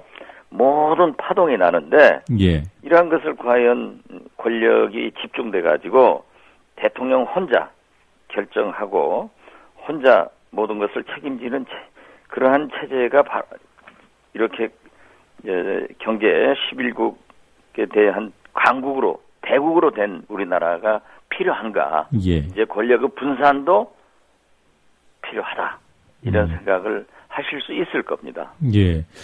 또 한편에서 보면 야당이 지금 오히려 개헌 문제를 적극적으로 제기했을 때 지금 뭐 현안들 국정원, NLL, 공약 후퇴 뭐 이런 것들이 있는데 정권을 오히려 압박해야 될 그런 요구들이 희석되는 게 아니겠나 이런 우려도 있는 것 같아요. 그건 그거고 국회에서 그러한 역할 분담을 하면은 충분히 해낼 수 있는 능력이 대한민국 국회에 있다고 봅니다. 네. 그러니까 그건 별개의 문제다. 그렇습니다. 예, 알겠습니다. 자, 그 NLL 녹음 파일 공개를 요구하는 새누리당의 요구 어떻게 생각하시는지요? 그건 있을 수 없는 일입니다. 사실 대화록 자체의 공개도 네. 실정법을 위반하고 남재준 국정원장이 공개를 한 것입니다. 예. 그래가지고 파동이 나니까 박근혜 대통령께서 현재도 NLL을 수호하고 있기 때문에 예. 국회에서 미래에도 수호를 한다 하는 선언을 하고 여기서 종식시키자. 예. 이렇게 얘기를 했는데 어떻게 된 일인지 남재준 국정원장이 2차 공개를 또 해버렸어요. 예. 그래가지고 오늘까지 오는데 저는 국회에서 기록물 열람 처리를 할 때 앞장서서 반대했습니다. 네. 우리가 잘 아시다시피 외교사에 오점을 남겼습니다. 한일회담 때 김종필 오일화 메모는 60년간 비밀 문건으로 분류가 돼 있습니다. 예. 엊그제 한 남북 정상회담을 미주알 고주알 다 까는 것은 또 외국 정상과 얘기한 것을 공개하는 것은 외교사의 오점도 되지만은 예. 남북 관계의 특성상 네. 이게 파멸의 길로 갈 수도 있지 않습니까? 그런데 지금 다시 그 문제를 가지고 원음 즉 녹음 테이프를 까자 하는 것은 또 다른 불씨입니다. 그래서 이런 것은 있을 수 없다 하는 거고요. 예. 북측에서도 보십시오. 만약에 그런 것을 공개했을 때 자기들도 북한에 올라왔던 우리 한국 인사들의 모든 얘기를 공개하겠다. 예. 이렇게 그 국정 혼란으로 가고 세계적으로 외교에 오점을 남기는 그런 일은 절대 해서는 안 된다 하는 것을 강조합니다. 지금 말씀하신 북한의 그 방북 인사 발언 공개 언급이요. 네네. 이것을 언론들은 뭐 위협이다 또는 엄포다 이렇게 얘기하는데 이게 단순한 엄포일까요? 아니면 정말 실행할 가능성이 있다고 보시는지요? 저는 실행할 가능성이 있다고 봅니다.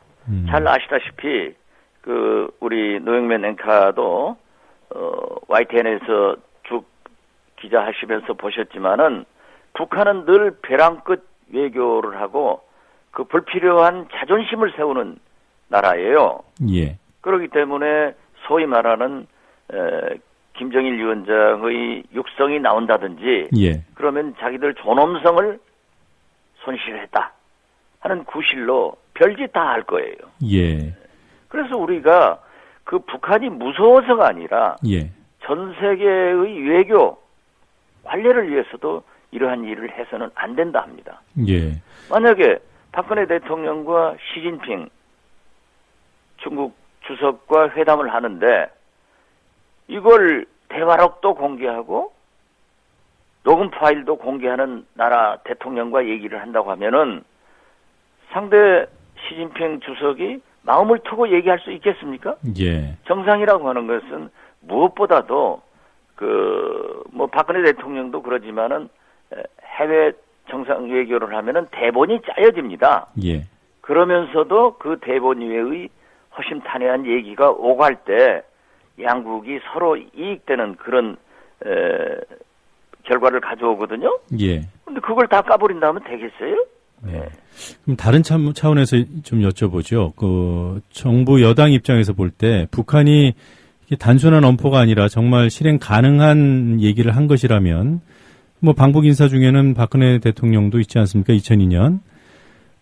이런 것을 고려할 때 지금까지는 뭐 여당 단독으로라도 녹음 파일을 공개할 수 있다 이런 입장이었는데 후퇴할 것이라고 보시는지요? 지금 상당히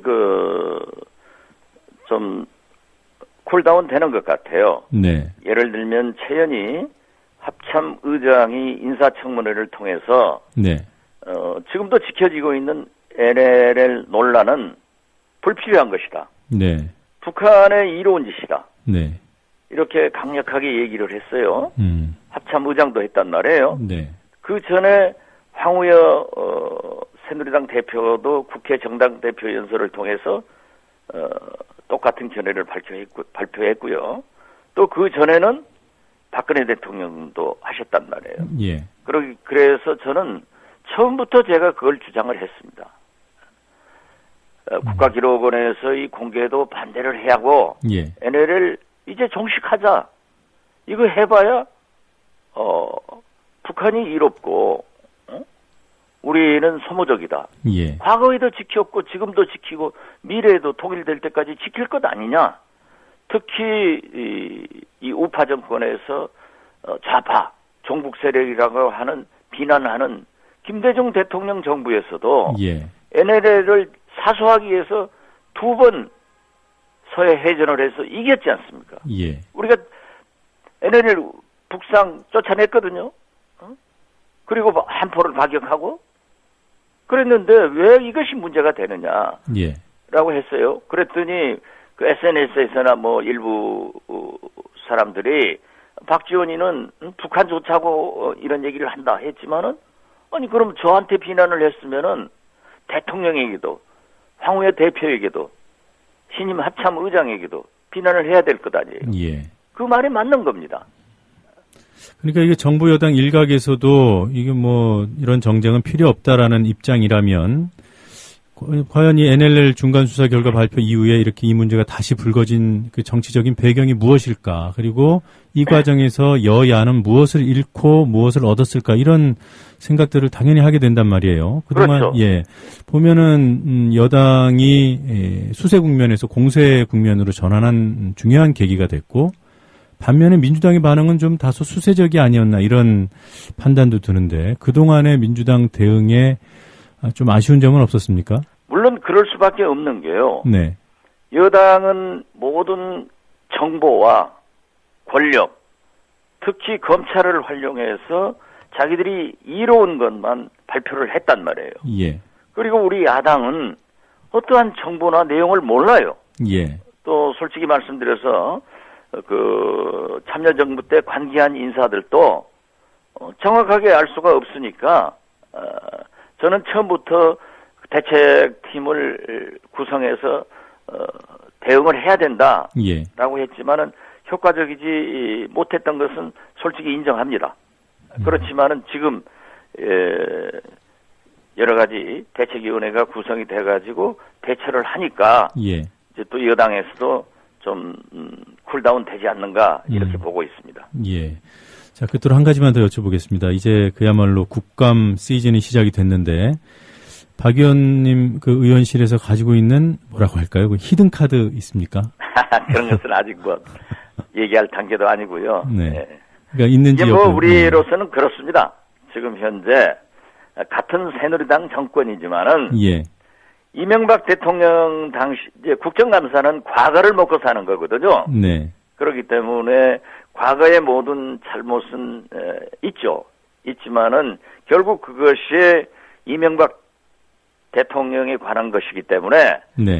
이걸 지금 공개를 하면은 이명박 대통령은 부관 참시 당하는 거고 예. 오히려 박근혜 대통령은 이로운 그런 현실이기 때문에 잘 조정을 해서 하겠습니다. 네, 알겠습니다. 오늘 인터뷰 감사하고요. 또 그 국정감사 동안에 많은 활약 기대하겠습니다. 예, 국민TV도 많이 발전하십시오. 네, 고맙습니다. 네, 감사합니다. 지금까지 민주당 박지원 의원이었습니다.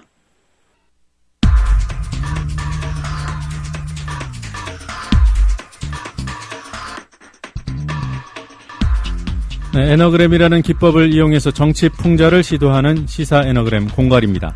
정치인의 발언을 구성하는 음절들 순서만 바꿔서 풍자가 담긴 새로운 문장을 만들어냅니다. 오늘은 박근혜 대통령이 순방 외교 중에 한 말을 에너그램 상자 공갈통에 넣어보겠습니다. 원문부터 들어보죠. 지금은 평화, 번영, 발전의 동아시아 공동체 달성을 위한 구체적인 계획을 만들고 실천에 옮기는 것이 무엇보다 중요하다고 생각합니다. 아세안 정상들과 만난 자리에서 한 말이죠. 동아시아 공동체의 통합과 번영을 강조했습니다. 외교적인 수사로 들리는 이 말 속에 혹시라도 국내 정치 현실에 대한 생각이 투사되어 있지 않은지 살펴봤습니다.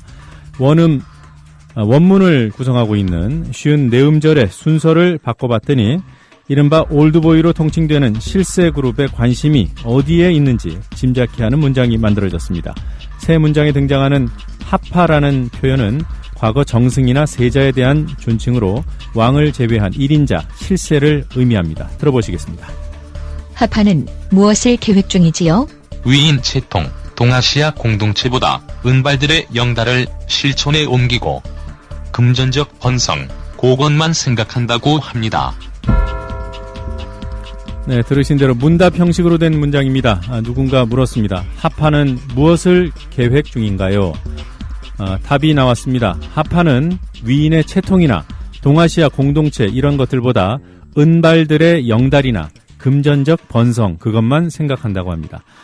대통령이 외국에 나가면 청와대는 비서실장이 챙기게 됩니다. 여기서 하파란 실세 중에 실세라는 김기춘 비서실장을 지칭하는 말일까요?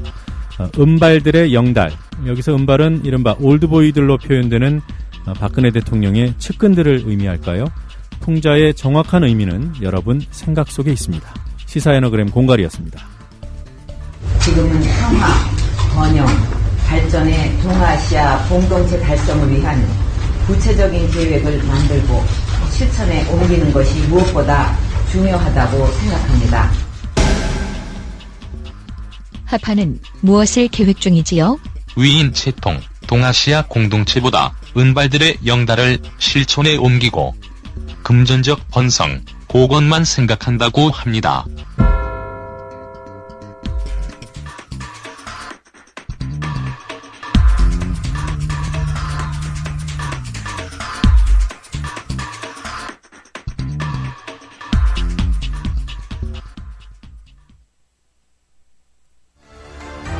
국민TV 뉴스가 창간했습니다.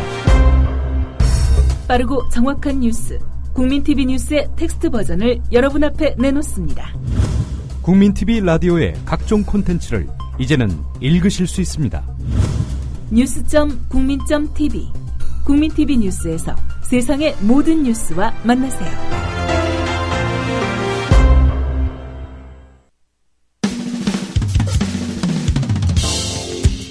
지금 여러분께서는 YTN 해직기자 노정면이 진행하는 국민TV 라디오 노정면의 뉴스바를 듣고 계십니다.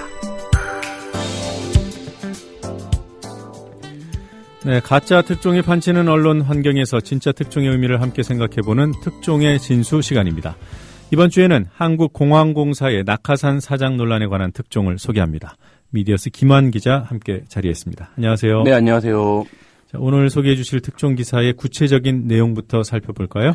예, 용산 참사의 진압 책임자였던 김석기 전 서울경찰청장이 한국공항공사 사장에 임명이 됐는데요.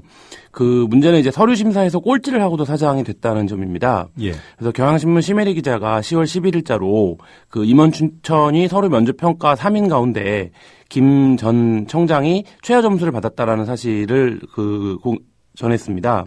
그래서 비상임 이사와 외부 전문위원 7인으로 구성된 심사위원회에서 김 후보자는 5점, 다른 후보자들은 6점을 받았고 예. 면접 심사에서도 김 전 청장은 652점, 다른 후보들은 654점과 658점을 받았습니다. 그러니까 1, 2차 심사에서도 모두 꼴찌를 한 건데요.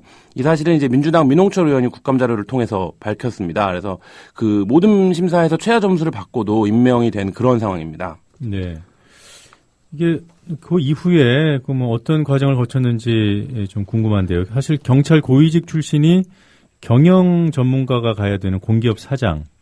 이게 좀 의아하지 않습니까? 네, 그렇습니다. 이 심사에서 꼴찌를 한 김 청장은 이후에 이제 기재부 공공기관 운영회의에서 최종 2인에 포함이 됐습니다. 예. 그리고 이제 국토교통부와 기재부의 주주총회에서 최종 낙점이 됐는데요. 공항 분야에 대한 전문성이나 공항 운영 비전 분야, 그러니까 이제 이른바 이제 이 공사의 사장을 하는 전문성이라고 할 수 있겠죠. 예. 여기서도 이제 1위를 한 후보에게는 많게는 20점 이상 뒤졌고, 그다음에 2위를 한 후보에게도 뒤졌습니다. 그러니까 꼴찌를 한 거죠, 여기서도요. 예. 그런데도 이제 임명이 됐고요. 이래서 사실 이제 전문성이나 다른 두 후보는 공군학교 교장이라든지 아니면 국토교통부에 이제 고위직을 했다든지 그래서 공항공사를 운영하는 데 있어서 일단 전문성이나 연계성이 있다라고 보여지는 이들입니다. 근데 이제 김 청장은 전혀 그렇지 않은데 이제 임명이 된 상황이죠. 그러니까 기획재정부 공공기관 운영위원회라는 곳에서 주총에 2명을 추천한 거 아니겠어요? 네네. 근데 애초에 후보 추천위원회에서는 3명을 심사를 했고, 네. 거기서 3위를 했는데 네, 최후의 2인 안에 들어간 거죠. 포함이 된 거죠. 네.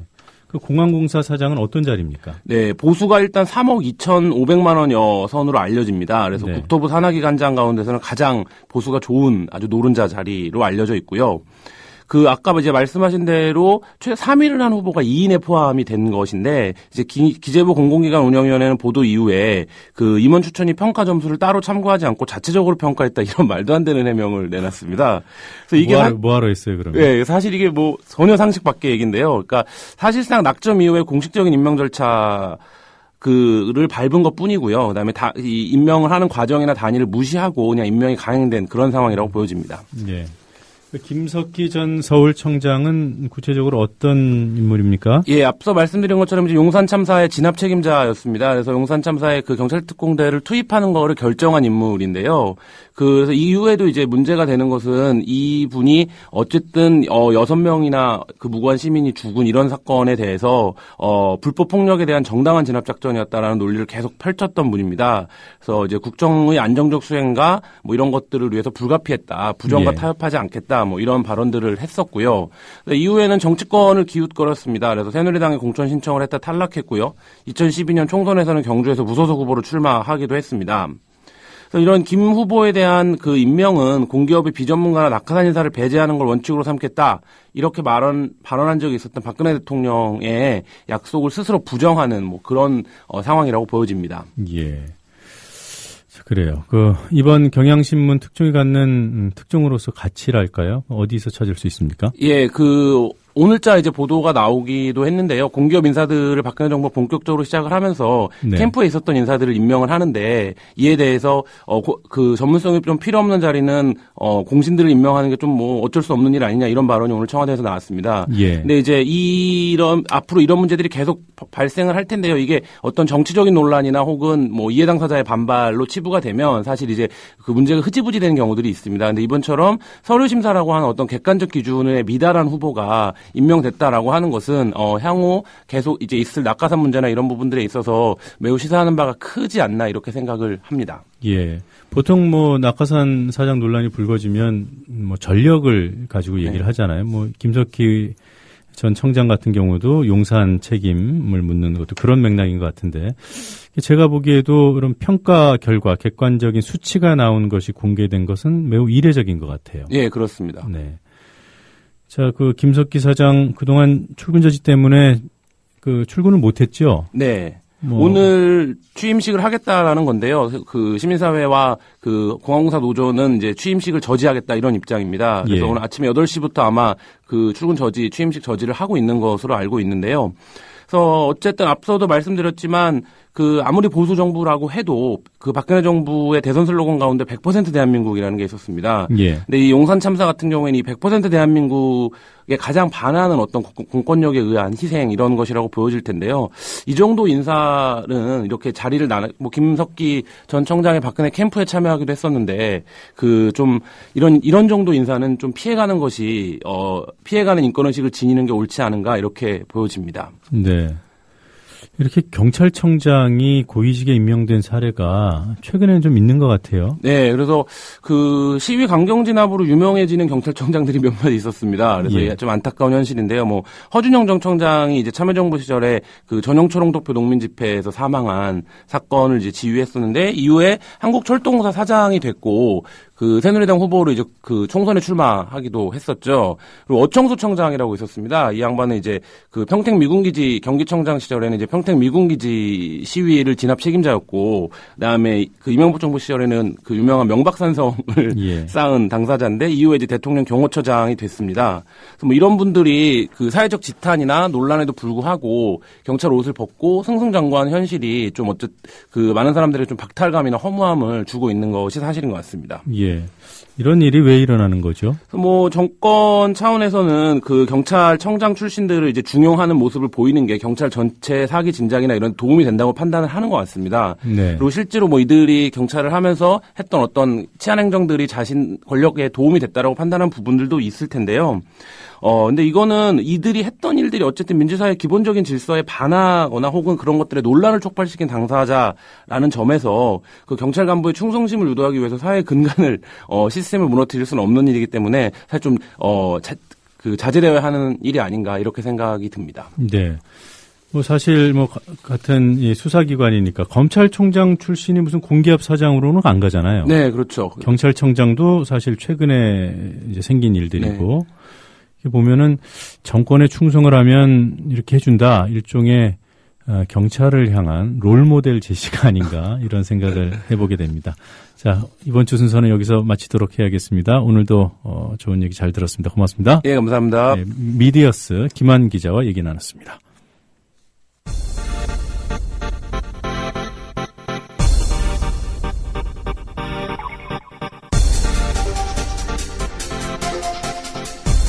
네, 퀴즈 정답 말씀드리겠습니다. 4대 보험 가운데 국민연금 이외에 나머지 3개의 보험을 가리고 아닌 것 하나를 골라달라는 문제였죠.